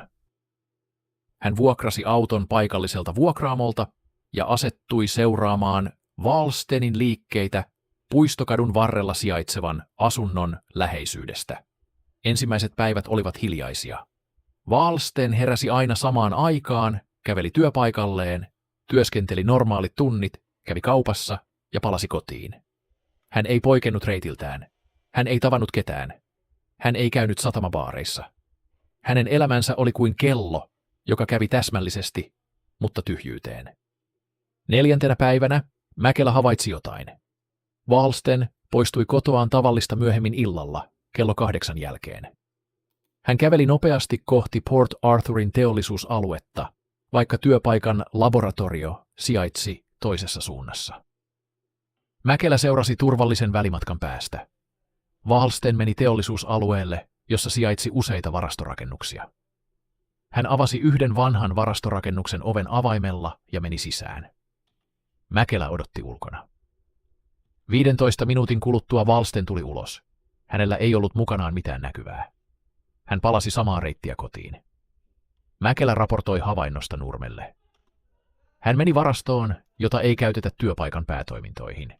Se saattaa olla hänen kätkönsä. Nurmi mietti hetken. Meillä ei ole vielä riittävästi. Jatka seuraamista. Wallsten oli havainnut seurannan toisena päivänä. Hän ei ollut varma siitä aluksi. Auto oli eri kuin aiemmin, ja se pysyi aina riittävän kaukana. Mutta hänen vaistonsa oli terävöitynyt vuosien varrella. Hän huomasi, että sama henkilö istui autossa aina samassa kohtaa katua, kun hän poistui kotoa. Hän huomasi, että hänen takanaan käveli joskus mies, joka ei kuulunut naapurustoon. Hän ei panikoinut. Hän oli harjoitellut tätä tilannetta mielessään satoja kertoja. Jos poliisi tulisi hänen jäljilleen, hänellä oli suunnitelma. Mutta ensin hänen oli varmistuttava. Hän päätti testata tarkkailijaa. Eräänä iltana hän poistui kotoaan, käveli normaalisti kohti keskustaa, mutta yhtäkkiä kääntyi sivukadulle ja piiloutui talon kulman taakse. Hän odotti. 2 minuuttia myöhemmin mies, joka oli seurannut häntä, ilmestyi kadun kulmaan ja katseli ympärilleen hämmentyneenä. Wallsten näki hänet selvästi. Keski-ikäinen, tumma takki, korvakuuloke. Poliisi. Hän ei paljastanut itseään. Hän odotti, kunnes mies kääntyi ja palasi takaisin, ja sitten hän lähti toista reittiä kotiin. Hänen sydämensä löi nopeammin, mutta hänen ajatuksensa olivat kirkkaat. He olivat hänen jäljillään. Wallsten vietti seuraavat 2 päivää kotonaan tekemättä mitään. Hän ei mennyt töihin. Hän ei poistunut asunnosta. Hän istui keittiön pöydän ääressä ja suunnitteli. Hän tiesi, että poliisilla ei ollut vielä riittävästi näyttöä pidättääkseen häntä, muuten he olisivat jo tulleet. Mutta hän tiesi myös, että seuranta tarkoitti, että he olivat kaventaneet piirin. Ennemmin tai myöhemmin he hakisivat lupaa kotietsintään tai DNA-näytteeseen. Ja silloin kaikki olisi ohi, ellei hän toimi. Hänen täytyi hävittää todisteet. Muistikirja oli kirjahyllyssä. Se oli helppo polttaa tai repiä. Mutta karkkirasia vanhassa jääkaapissa laboratorion varastossa oli ongelmallisempi. Jos hän menisi nyt, seuranta saattaisi nähdä hänet. Toisaalta, jos hän odottaisi liian kauan, poliisi ehtisi ensin. Hän päätti toimia yöllä. Seuraavana yönä kello 2 hän pukeutui tummiin vaatteisiin, otti mukaan tyhjän laukun ja avaimet. Hän poistui asunnostaan takaoven kautta, josta ei ollut suoraa näköyhteyttä kadulle. Hän käveli pienten sivukujen kautta kohti Port Arthurin teollisuusaluetta. Kukaan ei seurannut häntä, ainakaan hän ei nähnyt ketään. Hän saapui varastorakennukselle. Lukko aukesi helposti. Sisällä oli pimeää ja hän sytytti taskulampun. Hän meni suoraan vanhan jääkaapin luo, avasi ruostuneen oven ja otti esiin karkkirasian. Hän avasi kannen. Sisällä olivat trofeat, tupakka-askin käärepaperit, baarikuitit, avaimenperä, sytytin ja pieni muovipussi, jossa oli hiusnäytteitä ja muutamia kynnenpalasia, joita hän oli kerännyt 2 uhrilta. Hän ei ollut varma, miksi oli säilyttänyt niitä. Ehkä se oli ollut ylpeyttä, ehkä se oli ollut tyhmyyttä. Hän laittoi kaikki trofeat laukkuunsa. Sitten hän tarkisti jääkaapin vielä kerran varmistaakseen, ettei sinne ollut jäänyt mitään. Hän oli juuri sulkemassa ovea, kun hän pysähtyi. Jääkaapin perällä oli jotain, mitä hän ei ollut nähnyt aiemmin. Pieni lasipullo, jossa oli nestettä. Hän oli unohtanut sen sinne. Se oli yksi varamyrkkyannos, jonka hän oli valmistanut vuonna 1999, mutta ei koskaan käyttänyt. Hän otti pullon ja laittoi sen myös laukkuun. Sitten hän sulki jääkaapin oven, varmisti, että kaikki näytti siltä kuin ennen ja poistui varastosta. Hän käveli nopeasti pois alueelta ja suuntasi kohti Aurajokea. Hänellä oli suunnitelma. Kaikki todisteet upotettaisiin jokeen, jossa ne huuhtoutuisivat pois. Mutta kun hän saapui joen rantaan, hän pysähtyi. Joki oli jäässä. Tammikuun pakkanen oli sulkenut Aurajoen paksun jääkerroksen alle. Hän ei voisi upottaa mitään. Hän seisoi hetken rannassa, laukku kädessään, ja mietti. Hän ei voinut polttaa trofeita kotona, savu ja haju herättäisivät huomiota. Hän ei voinut viedä niitä kaatopaikalle, se olisi liian riskialtista seurannan takia. Hän teki päätöksen. Hän kääntyi ja palasi kotiinsa. Hän piilotti laukun asuntonsa kylpyhuoneen katon yläpuolelle, huoltoluukun taakse, jossa kukaan ei etsisi. Se oli väliaikainen ratkaisu, mutta parempi kuin mikään muu. Hän tiesi, että hänellä oli aikaa vain päiviä, ehkä viikkoja. Poliisi oli hänen kannoillaan, ja nyt hänen täytyi tehdä vaikein päätös. Pysyä paikallaan ja toivoa, että he eivät löytäisi mitään, vai yrittää paeta. Hän valitsi pysymisen. Paeta olisi tunnustus. Seuraavana aamuna Mäkelä raportoi Nurmelle, että Wahlsten ei ollut poistunut kotoaan 2 päivään. Jotain on muuttunut, hän sanoi. Hän tietää. Nurmi ei vastannut heti. Hän istui työhuoneessaan ja katsoi Wahlstenin tietoja. Hän tiesi, että heidän oli toimittava nopeasti. Jos Wahlsten yritti hävittää todisteita, he saattoivat menettää ainoan mahdollisuutensa. Hän soitti apulaisvaltakunnan syyttäjä Virtaselle. Meillä on uutta tietoa. Wahlsten on havainnut seurannan ja muuttanut käyttäytymistään. Tämä on syy hakea kotietsintälupaa. Virtanen mietti. Onko teillä mitään konkreettista, mikä viittaa siihen, että hän on hävittämässä todisteita? Nurmi kertoi Mäkelän havainnosta yöllisestä käynnistä varastorakennuksella. Hän meni keskellä yötä vanhaan varastoon, jossa ei ole mitään työhön liittyvää. Se on epäilyttävää käytöstä. Virtanen huokaisi. Se ei ole vahvaa, mutta se saattaa riittää. Hae lupa. Minä vien asian käräjäoikeuteen tänään. Nurmi sulki puhelimen. Hän katsoi seinällä olevaa aikajanaa. 8 nimeä. 8 kuollutta miestä. Ja nyt hänellä oli mahdollisuus saada kiinni mies, joka oli luullut itseään koskemattomaksi. Hän tiesi, että seuraavat päivät ratkaisisivat kaiken. Walsten istui kotonaan kylpyhuoneen lattialla ja katsoi ylös huoltoluukkua. Laukku oli siellä. Muistikirja oli kirjahyllyssä. Hän oli liian peloissaan hävittääkseen ne, mutta liian ylpeä luovuttaakseen. Hän ei tiennyt, että poliisi haki parhaillaan lupaa murtautua hänen elämäänsä. Osa 8. Karkkirasia. Helmikuun 14. päivä 2001 oli Turussa kylmä ja kirkas. Pakkasta oli 8 astetta ja Aurajoki oli yhä jäässä. Kello oli 6 aamulla, kun rikoskomisario Eeva Nurmi seisoi Puistokadun varrella Henrik Walstenin asunnon ulkopuolella. Hänen vieressään oli 6 keskusrikospoliisin virkamiestä, 2 rikosteknikkoa ja apulaisvaltakunnan syyttäjä Marko Virtanen. Lupa kotietsintään oli saatu edellisenä iltana Turun käräjäoikeudesta. Perusteina olivat Walstenin epäilyttävät liikkeet, hänen työmatkojensa ajoittuminen murhiin sekä DNA-johtolanka, joka oli edelleen vailla vertailukohtaa. Nurmi koputti ovelle. Kului hetki, sitten toinen. Lopulta ovi avautui. Henrik Walsten seisoi kynnyksellä, yllään harmaa aamutakki, kasvot ilmeettöminä. Hän ei näyttänyt yllättyneeltä. Hänen katseensa oli rauhallinen, lähes tyyni. Henrik Walsten, Nurmi sanoi. Meillä on kotietsintälupa. Teitä epäillään 8 taposta. Älkää liikkuko. Walsten ei sanonut mitään. Hän astui sivuun ja antoi poliisien tulla sisään. Asunto oli järjestyksessä. Nurmi oli nähnyt urallaan monenlaisia koteja, mutta tämä oli poikkeuksellisen siisti. Kirjahyllyt oli täynnä tietokirjoja, pääasiassa kemiaa, biologiaa ja elintarviketiedettä. Keittiön kaapit oli järjestetty tarkkaan, jokainen purkki ja pussi omalla paikallaan. Sohvalla ei ollut yhtäkään tyynyä paikoillaan. Lattiat olivat puhtaat. Koko asunto huokui samaa täsmällisyyttä, joka oli leimannut Walstenin työuraa. Rikosteknikot alkoivat systemaattisen etsinnän. Nurmi itse meni suoraan kirjahyllylle.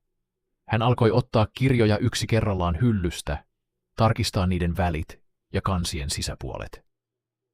5. hyllyllä, 2 elintarvikekemian oppikirjan välissä, hän löysi mustakantisen muistikirjan.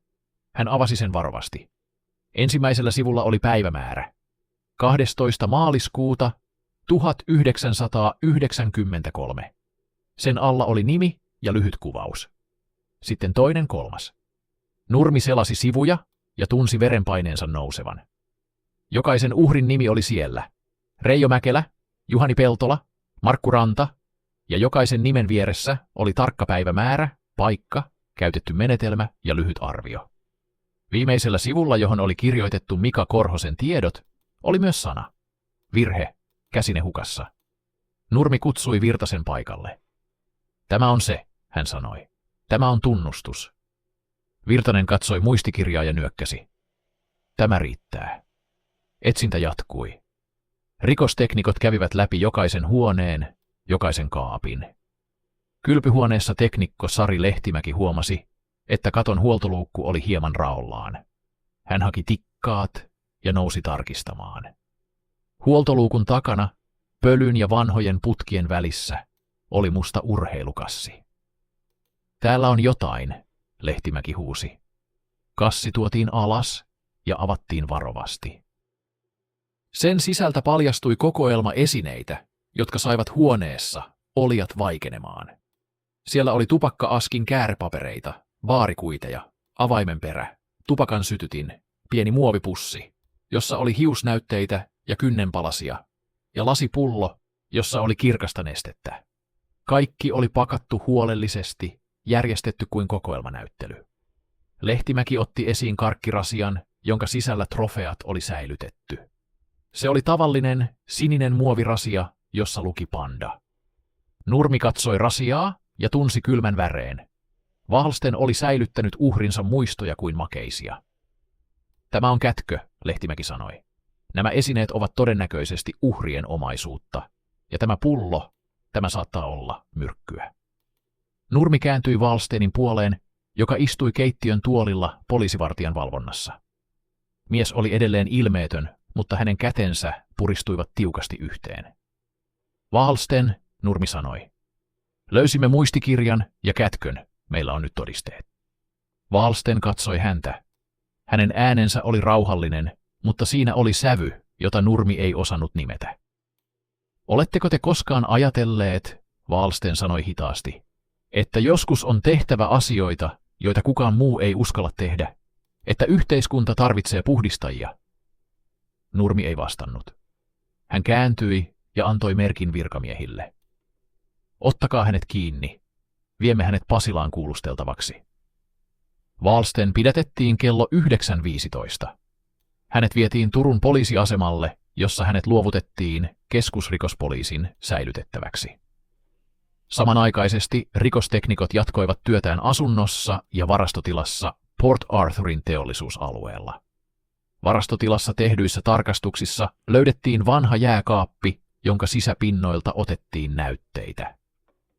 Laboratorioanalyysit vahvistivat myöhemmin, että jääkaapin seinämissä oli samoja kemiallisia jäämiä, joita oli löydetty uhrien vaatteista ja mahalaukuista.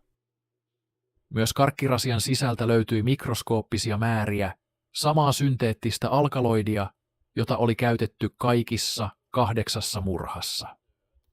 Tärkein todiste löytyi kuitenkin kylpyhuoneen kätköstä. Lasipullo, joka oli ollut urheilukassissa, sisälsi nestettä, jonka koostumus vastasi täsmälleen uhrien verestä löydettyä myrkkyä. Oikeuskemian laboratorio vahvisti tämän 3 viikon kuluessa. DNA-vertailu suoritettiin myös. Käsineestä, joka oli löydetty Mika Korhosen kuolinpaikalta, eristetty DNA-profiili vastasi täsmälleen Wallstenin DNAta, joka saatiin hänen hammasharjastaan tehdyssä pakkotestissä. Wallsten oli menettänyt käsineen taistelun aikana, ja se oli nyt kiistaton todiste hänen läsnäolostaan rikospaikalla. Kuulustelut aloitettiin välittömästi. Nurmi johti ensimmäistä kuulustelua Pasilassa 15. helmikuuta. Wallsten oli varannut itselleen asianajajan helsinkiläisen asianajotoimiston kriminaaliasiantuntija Jukka Leppäsen. Wallsten istui kuulusteluhuoneessa rauhallisena, kädet pöydällä, katse suoraan eteenpäin. Nurmi esitti todisteet yksi kerrallaan. Muistikirja, trofeat, myrkkypullo, DNA, vertailu, aikataulut. Wallsten kuunteli jokaista kohtaa keskeyttämättä. Kun Nurmi oli lopettanut, Wallsten käänsi katseensa asianajajaansa, joka nyökkäsi. En kiellä tekoja, Wallsten sanoi. Huoneessa vallitsi täydellinen hiljaisuus. En kiellä, että tapoin nämä miehet, hän jatkoi. Mutta en myönnä syyllistyneeni rikokseen. Se, mitä tein, oli yhteiskunnallinen teko. Nämä miehet olivat taakka. He käyttivät väkivaltaa, he joivat itsensä tiedottomiksi, he levittivät sairautta ja turmelusta. Heidän kaltaisiaan ei pitäisi antaa lisääntyä. Minä tein sen, mitä kukaan muu ei uskaltanut. Nurmi katsoi häntä. Sinä tapoit 8 ihmistä. Korjasin 8 virhettä, Wallsten vastasi. Asianajaja Leppänen keskeytti. Edustettavani on halukas yhteistyöhön, mutta hän tulee vetoamaan mielentilatutkimukseen. Hänen motiivinsa eivät ole rikollisia siinä mielessä, kuin laki määrittelee. Nurmi ei sanonut mitään. Hän kirjasi muistiin Wallstenin sanat ja lopetti kuulustelun. Ulkona käytävällä hän pysähtyi ja hengitti syvään. Hän oli nähnyt urallaan monenlaisia rikollisia, väkivaltaisia, kylmiä hulluja, mutta Wallsten oli jotain muuta. Hän oli täysin vakuuttunut oman toimintansa oikeutuksesta. Se oli kylmäävämpää kuin mikään raivo tai intohimo. Seuraavien viikkojen aikana Wallstenin asunnosta ja työpaikalta löydettiin lisää todisteita. Laboratorion tietokoneelta löytyi tiedostoja, jotka sisälsivät laskelmia myrkyn valmistuksesta ja annostuksesta. Wallsten oli käyttänyt työnantajansa laitteita ja kemikaaleja oman hankkeensa toteuttamiseen. Hän oli tilannut laboratorioon vuosien varrella pieniä määriä lähtöaineita, jotka yksittäin eivät herättäneet huomiota, mutta yhdessä muodostivat selkeän kaavan. Kotkan satama-alueen valvontakameroiden nauhat tarkistettiin uudelleen. Yhdellä nauhalla, joka oli tallennettu Juhani Peltolan murhayönä, näkyi henkilö, jonka vartalo ja kävely vastasivat Wallsteenia. Kasvot eivät olleet selvästi näkyvissä, mutta vaatetus ja liikkeet tukivat muuta todistusaineistoa. Myös huoltoaseman kamera piikkiössä, jossa Wallsten oli pysähtynyt Mika Korhosen murhan jälkeen, tallensi hänen kasvonsa osittain. Tekninen analyysi vahvisti, että kuvassa oleva henkilö oli todennäköisesti Wallsten. Helmikuun loppuun mennessä keskusrikospoliisilla oli kasassa todistusaineisto, jota syyttäjä Marko Virtanen kuvaili poikkeuksellisen vahvaksi. Muistikirja, trofeat, myrkkypullo, DNA, aikataulut ja kameratallenteet muodostivat yhdessä suljetun todistusketjun. Wallsten määrättiin oikeuspsykiatriseen tutkimukseen maaliskuussa 2001. Tutkimus tehtiin Vanhan Vaasan sairaalassa ja se kesti 8 viikkoa. Psykiatrit haastattelivat Wallstenia useita kertoja, tekivät psykologiset testit ja selvittivät hänen taustaansa. Tutkimusraportti valmistui toukokuussa. Sen johtopäätös oli selvä. Henrik Wallsten todettiin syyntakeiseksi. Hänellä todettiin narsistinen persoonallisuushäiriö ja antisosiaalisia piirteitä, mutta hänen kykynsä ymmärtää tekonsa luonne ja säätää käyttäytymistään oli täysin säilynyt. Hän ei kärsinyt psykoottisesta häiriöstä eikä muusta mielenterveyden häiriöstä, joka olisi poistanut hänen vastuukykynsä. Raportissa todettiin myös, että Wallstenin motivaatio perustui hänen omaksumaansa radikaaliin maailmankuvaan, jossa hän piti itseään oikeutettuna poistamaan yhteiskunnasta yksilöitä, jotka hän koki haitallisiksi. Tämä ei kuitenkaan oikeudellisesti vähentänyt hänen syyllisyyttään. Nurmi luki raportin läpi toimistossaan. Hän ei ollut yllättynyt. Wallsten oli ollut kylmä ja laskelmoiva koko prosessin ajan. Hän ei ollut koskaan osoittanut katumusta, ei kertaakaan.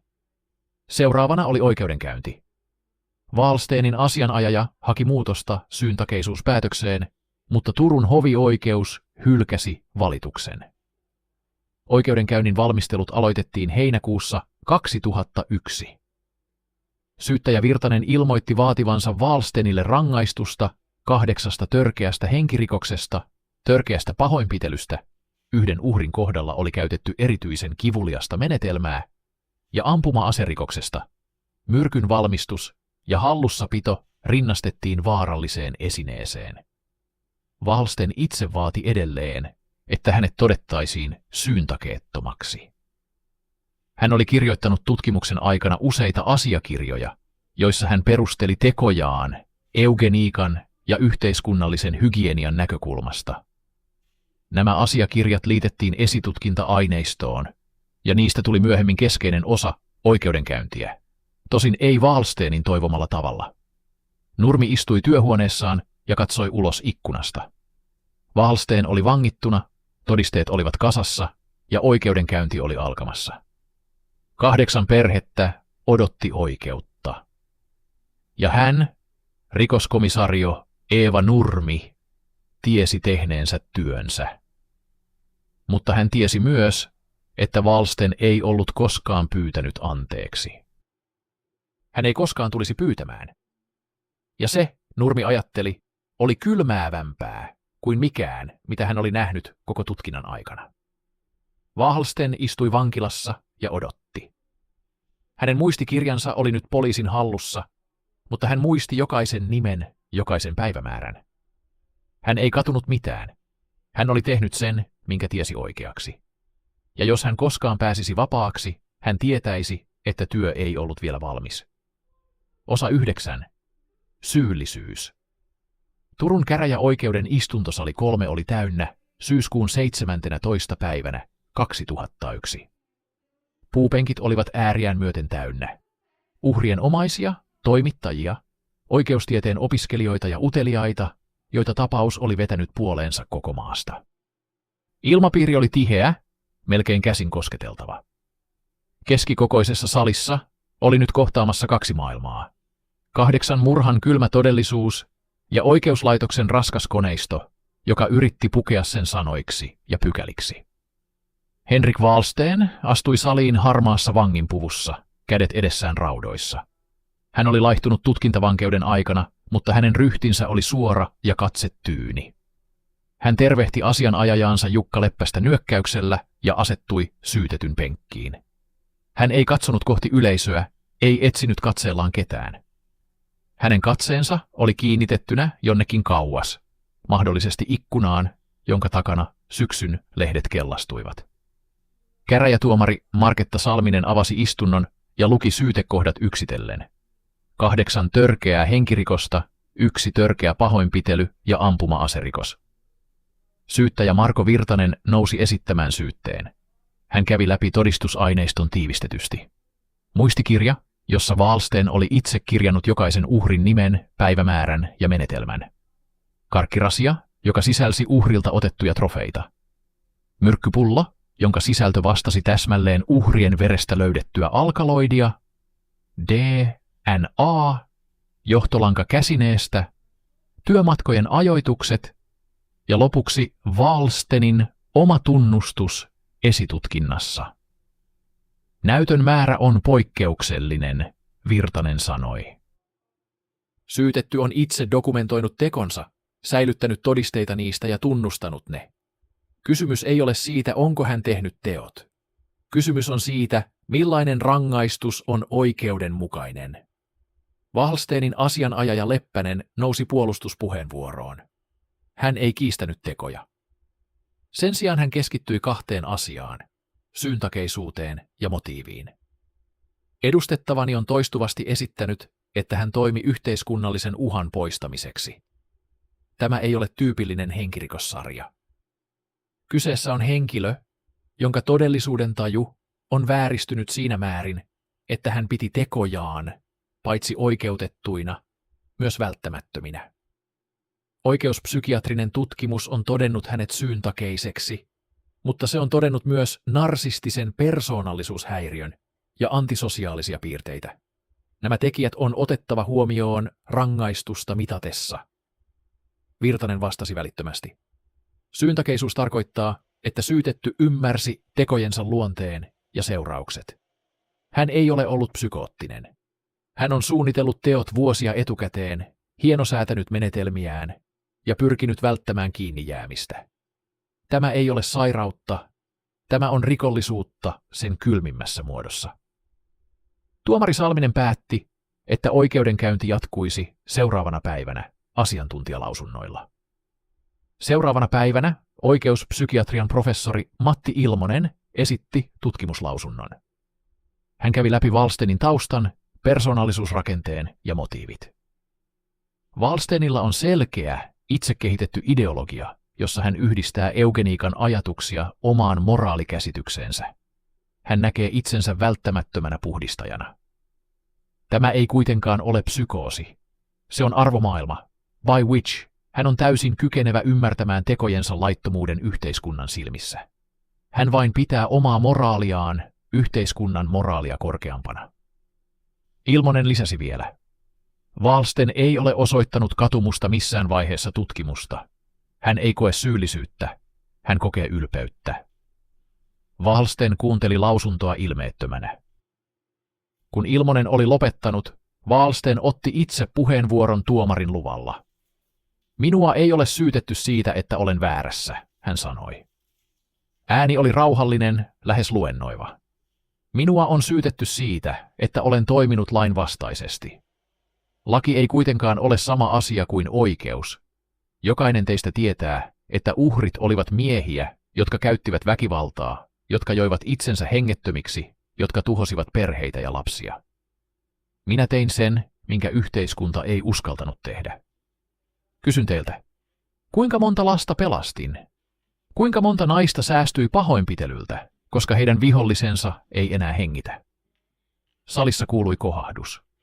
Tuomari Salminen löi pöytää ja kehotti Wahlsteinia pysymään asiasisällössä. Mutta sanat olivat jo jääneet ilmaan. 3. oikeudenkäyntipäivänä kuultiin todistajia. Poliisit, rikosteknikot ja oikeuslääkärit kertoivat työstään. Sitten oli vuorossa se, mitä kukaan salissa ei odottanut helpolla.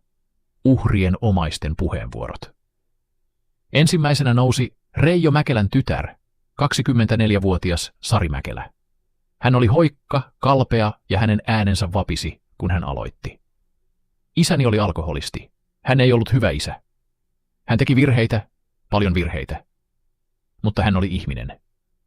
Hänellä oli nimeni hänen kielessään, kun hän oli pieni. Hän nauroi joskus, harvoin, mutta nauroi. Te, Wallsten, ette tienneet häntä.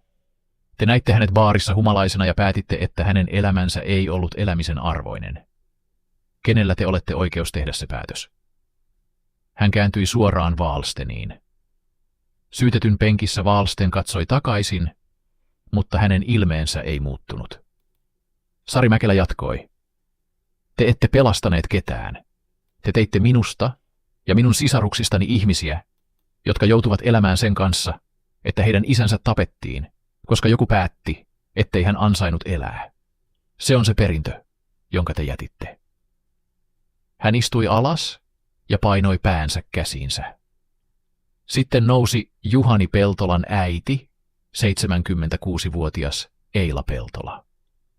Hän käytti sauvaa ja nousi hitaasti. Hänen äänensä oli heikko, mutta se kantoi salin joka kolkkaan.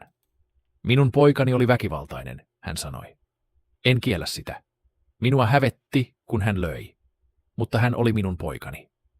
Minä kannoin häntä 26 tuntia ennen kuin hän syntyi. Minä opetin hänelle puhumaan, opetin hänet kävelemään. Jossain vaiheessa hän meni rikki, ja minä en osannut korjata häntä. Mutta se ei tarkoita, että kuka tahansa saa tulla ja heittää hänet pois kuin roskan. Hän katsoi Wallstenia. Koko sali odotti. Te olette oppinut mies, Eila Peltola sanoi. Te tiedätte varmasti paljon asioita, joita minä en tiedä. Mutta yhtä asiaa te ette tiedä. Mitä on rakastaa lasta, joka ei osaa rakastaa itseään? Jos olisitte tiennyt, ette olisi tehnyt tätä. Hän istui alas. Wallstenin kasvoilla tapahtui jotain. Se ei ollut katumusta, ei liikutusta, se oli hämmentynyt välähdys, jota kukaan salissa ei ollut nähnyt aikaisemmin. Hän vilkaisi nopeasti pois ja puri huultaan. Se kesti vain sekunnin, mutta Nurmi, joka istui yleisössä, näki sen. Oikeudenkäynti jatkui 5 päivää. Todistajia kuultiin, asiantuntijoita ristikuulusteltiin ja loppulausunnot pidettiin. Syyttäjä Virtanen vaati Wallstenille rangaistukseksi elinkautista vankeutta. Hän korosti tekojen systemaattisuutta, suunnitelmallisuutta, uhrien lukumäärää ja Wallstenin täydellistä piittaamattomuutta ihmisarvosta. Puolustus vaati 12–15 vuoden vankeusrangaistusta vedoten Wallstenin yhteistyöhön esitutkinnassa, tunnustukseen ja henkilökohtaisiin olosuhteisiin. Wallstenille annettiin viimeinen puheenvuoro. Hän nousi hitaasti. En odota, että ymmärrätte, hän sanoi. Te olette osa järjestelmää, joka suojelee saastaa. Mutta minä olen tehnyt sen, mikä oli tehtävä. En kadu. Jos olisin vapaa, tekisin sen uudelleen. Hän istui alas. Salissa oli täysi hiljaisuus. Tuomari Salminen ilmoitti, että tuomio annettaisiin 2 viikon kuluttua. Marraskuun 2. päivänä 2001 Turun käräjäoikeus kokoontui julistamaan tuomion. Sali oli taas täynnä. Wallsten tuotiin sisään, kasvot jälleen ilmeettöminä. Tuomari Salminen luki tuomion hitaasti ja painokkaasti. Oikeus katsoi näytetyksi, että Henrik Wallsten oli syyllistynyt 8 törkeään henkirikokseen, 1 törkeään pahoinpitelyyn ja ampuma-aserikokseen. Rangaistusta mitatessaan oikeus otti huomioon tekojen poikkeuksellisen suunnitelmallisuuden, niiden kylmäverisyyden, uhrien suuren määrän sekä sen, että Wallsten ei ollut osoittanut minkäänlaista katumusta. Oikeus ei kuitenkaan katsonut elinkautisen vankeusrangaistuksen olevan perusteltu, koska Wallstenin tunnustus ja yhteistyö esitutkinnassa oli nopeuttanut rikosten selvittämistä. Lisäksi oikeus katsoi, että Wallstenin persoonallisuushäiriö, vaikka ei vähentänytkään syyntakeisuutta, oli otettava huomioon rangaistuksen määrässä. Henrik Wallsten tuomitaan 8 törkeästä henkirikoksesta, 1 törkeästä pahoinpitelystä ja ampuma-aserikoksesta yhteiseen rangaistukseen, Salminen luki. Rangaistus on 20 vuotta ehdotonta vankeutta. Sali pysyi hiljaa. Wallstenin kasvoilla ei näkynyt mitään. Asianajaja Leppänen kosketti hänen olkapäätään, mutta Wallsten ei reagoinut. Nurmi istui yleisössä. Hän tunsi helpotusta, mutta ei voiton riemua. 20 vuotta. Se oli enemmän kuin puolustus oli vaatinut, vähemmän kuin syyttäjä. Mutta se oli oikeuden päätös. Hän katsoi Wallstenia, joka nousi ja kääntyi poistuakseen salista. Viimeisellä hetkellä Wallsten kääntyi ja katsoi suoraan Nurmeen. Heidän katseensa kohtasivat. Wallstenin katse oli kylmä, tyhjä, mutta siinä oli jotain muutakin, jonkinlainen tunnustus, ehkä jopa kunnianosoitus. Sitten hänet vietiin pois. Nurmi jäi istumaan tyhjenevään saliin. 8 perhettä oli saanut tuomion. Kukaan heistä ei saisi takaisin sitä, mitä oli menettänyt. Mutta oikeus oli tapahtunut. Ulkona satoi marraskuun ensilumi. Osa 10. Jälkimaku. Aika oli kulunut hitaasti, mutta väistämättä. 20 vuotta on pitkä aika ihmiselämässä, mutta vankilan muurien sisällä se tuntui erilaiselta. Se oli mitattavissa päiväjärjestyksessä, aterioissa, työpajavuoroissa ja harvoissa käynneissä, jotka muistuttivat ulkomaailman olemassaolosta. Henrik Wallsten oli istunut tuomiostaan nyt 18 vuotta, ja hänelle oli myönnetty ehdonalainen vapaus keväällä 2022. Jäljellä oli enää 2 vuotta valvottua vapautta, mutta oikeuslaitoksen päätöksen mukaan hän voisi astua ulos vankilan porteista jo toukokuussa, kun hän täyttäisi ehdot täysimääräisesti. Wallsten oli vanhentunut. Hänen hiuksensa olivat harmaat, hänen ryhtinsä oli kumartunut, ja hänen kasvoillaan oli syvät uurteet, joita ei ollut näkynyt oikeudenkäynnin aikaan. Mutta hänen silmänsä olivat samat, ne olivat säilyttäneet sen kylmän, laskelmoivan katseen, joka oli ollut hänen tunnusmerkkinsä. Vankilan psykologit olivat seuranneet häntä vuosien ajan, ja heidän raporteissaan toistui sama arvio. Wallsten ei ollut osoittanut katumusta. Hän ei ollut osallistunut mihinkään kuntoutusohjelmaan vapaaehtoisesti, ja hänen maailmankuvansa oli pysynyt muuttumattomana. Hän oli kuitenkin noudattanut sääntöjä, ei ollut joutunut kurinpitotoimiin, ja hänen käytöksensä oli ollut moitteetonta, sääntöjen moitteetonta, ei inhimillistä. Hän työskenteli vankilan puutyöpajassa, jossa hän valmisti huonekaluja ja pieniä puuesineitä. Työtoverit ja vartijat pitivät häntä etäisenä, mutta ongelmattomana. Kukaan ei tuntenut häntä. Kukaan ei tiennyt, että hänen muistikirjansa oli edelleen olemassa. Tosin se oli nyt keskusrikospoliisin arkistossa, sinetöitynä todisteena. Mutta Wallstenin mielessä se oli yhä olemassa. Jokainen nimi, jokainen päivämäärä, jokainen teko oli kaiverrettu hänen muistiinsa niin syvälle, ettei aika niitä kuluttanut. Hän ei koskaan pyytänyt anteeksi. Hän ei koskaan sanonut olevansa pahoillaan. Rikoskomisario Eeva Nurmi oli eläkkeellä. Hän oli täyttänyt 65 keväällä 2022, ja hän oli viettänyt viimeiset vuotensa hiljaiseloa Espoon omakotitalossa, jossa hän hoiti puutarhaa ja seurasi maailman menoa etäältä. Hän oli saanut urastaan tunnustusta, muun muassa Suomen Leijonan ritarimerkin, mutta hän ei ollut koskaan hakenut julkisuutta.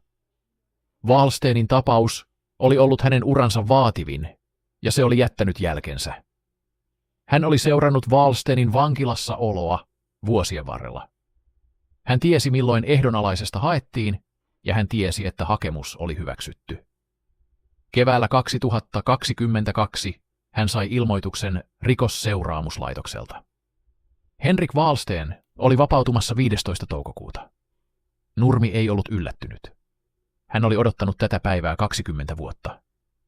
Hän istui puutarhassaan ja mietti, mitä hän tekisi. Hänellä ei ollut mitään virallista roolia enää. Hän ei ollut poliisi. Mutta hän tunsi Wallstenin. Hän tiesi, että Wallsten ei ollut muuttunut. Ja hän tiesi, että yhteiskunta, johon Wallsten astuisi, oli hyvin erilainen kuin se, josta hänet oli otettu kiinni. Internet, sosiaalinen media, maahanmuutto, polarisaatio, kaikki ne asiat, jotka Wallsten oli omassa ideologiassaan yhdistänyt kansan perisynteihin, olivat nyt osa julkista keskustelua tavalla, jota ei vuonna 2001 ollut olemassa. Nurmi pelkäsi, mitä Wallsten tekisi vapauduttuaan. Hän päätti tehdä jotain, mitä ei ollut koskaan ennen tehnyt. Hän päätti tavata Wallstenin ennen tämän vapautumista. Toukokuun alussa 2022 Nurmi matkusti Turkuun, jossa Wallsten oli vangittuna. Hänellä ei ollut virallista asemaa, mutta hänen entiset kollegansa järjestivät tapaamisen. Vierailuhuone oli pieni, harmaa, ja siellä oli 2 tuolia ja pöytä. Nurmi istui odottamaan. Ovi avautui, ja Henrik Wallsten astui sisään. Hänellä oli päällään harmaa vangin pusero, ja hänen kätensä olivat vapaat. Hän istui Nurmen vastapäätä ja katsoi tätä. Hänen kasvoillaan ei ollut yllätystä. Rikoskomisario Nurmi, Wallsten sanoi. Ääni oli matalampi kuin Nurmi muisti, mutta se oli sama rauhallinen hallittu sävy. Tämä on yllätys. En tiennyt, että te vielä seuraatte minua. En seuraa, Nurmi sanoi. Olen eläkkeellä. Halusin vain puhua teille ennen kuin lähdette. Wallsten nyökkäsi hitaasti. Puhukaa. Nurmi katsoi häntä suoraan silmiin. Oletteko te muuttunut? 18 vuotta on pitkä aika. Oletteko nähnyt unia? Oletteko koskaan miettinyt, oliko se oikein? Wallsten ei vastannut heti. Hän käänsi katsettaan kohti ikkunaa, jonka läpi näkyi keväistä taivasta. Minä olen nähnyt unia, hän sanoi lopulta. Mutta ne eivät ole katumuksen unia. Minä olen nähnyt unia siitä, että työ jäi kesken. 8 nimeä listalla, mutta lista oli pidempi. Minä en ehtinyt tehdä kaikkea. Nurmi tunsi kylmän väreen. Aiotteko jatkaa? Wallsten käänsi katseensa takaisin häneen. Jos minä sanoisin, että en aio, uskoisitteko? Nurmi ei vastannut. Minä en ole mikään hirviö, Wallsten sanoi. Minä olen mies, joka teki sen, minkä piti tehdä. Yhteiskunta on nyt erilainen kuin silloin, mutta ongelma on sama, ehkä pahempi. Heikkoja, saastuneita, väkivaltaisia, heitä on enemmän kuin koskaan. Minä olen vanha mies nyt. En tiedä, jaksanko enää, mutta en ole koskaan katunut. Hän pysähtyi. Paitsi ehkä yhtä asiaa. Nurmi odotti. Se äiti, Wallsten sanoi hiljaa. Peltolan äiti. Se, mitä hän sanoi oikeudessa. Siinä oli jotain, mitä en ollut ajatellut. Että joku voi rakastaa lasta, joka ei osaa rakastaa itseään. Minun isäni ei rakastanut minua. Minun äitini oli liian väsynyt rakastamaan.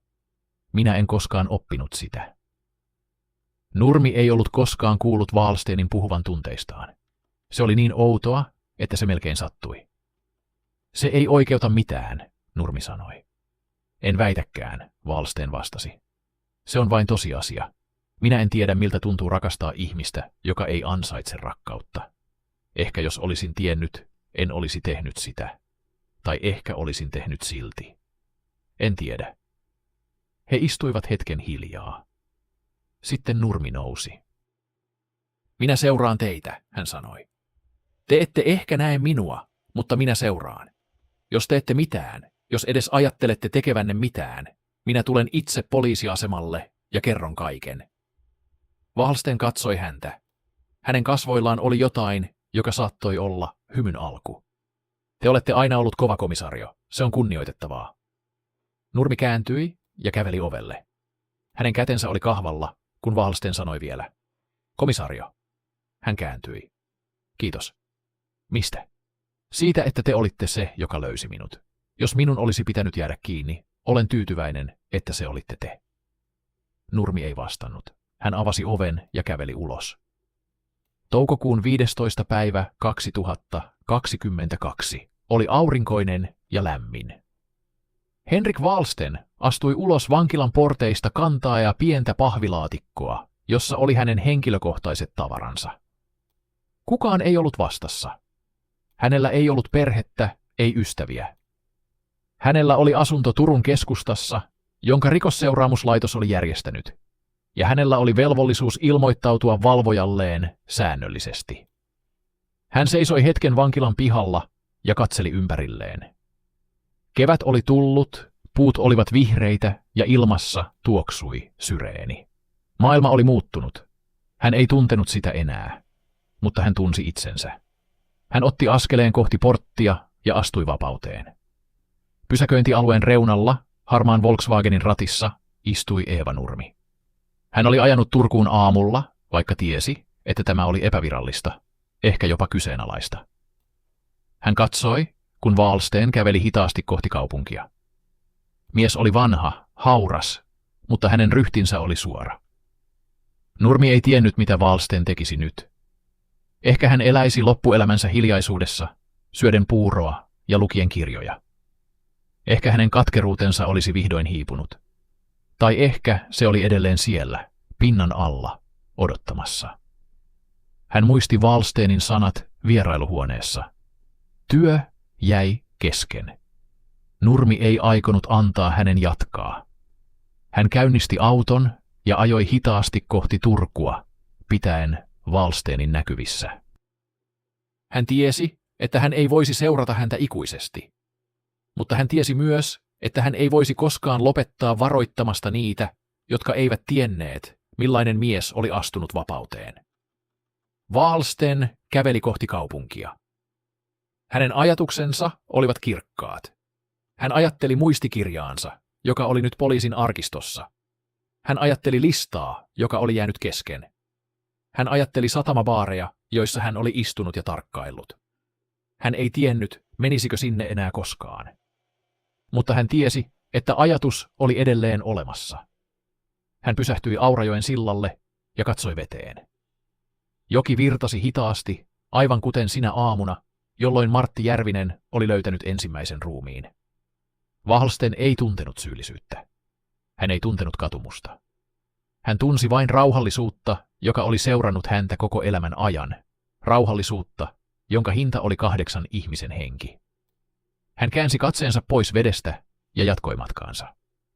Hänen takanaan, sillan toisessa päässä, harmaa Volkswagen pysähtyi tien varteen ja jäi odottamaan. Jälkikirjoitus.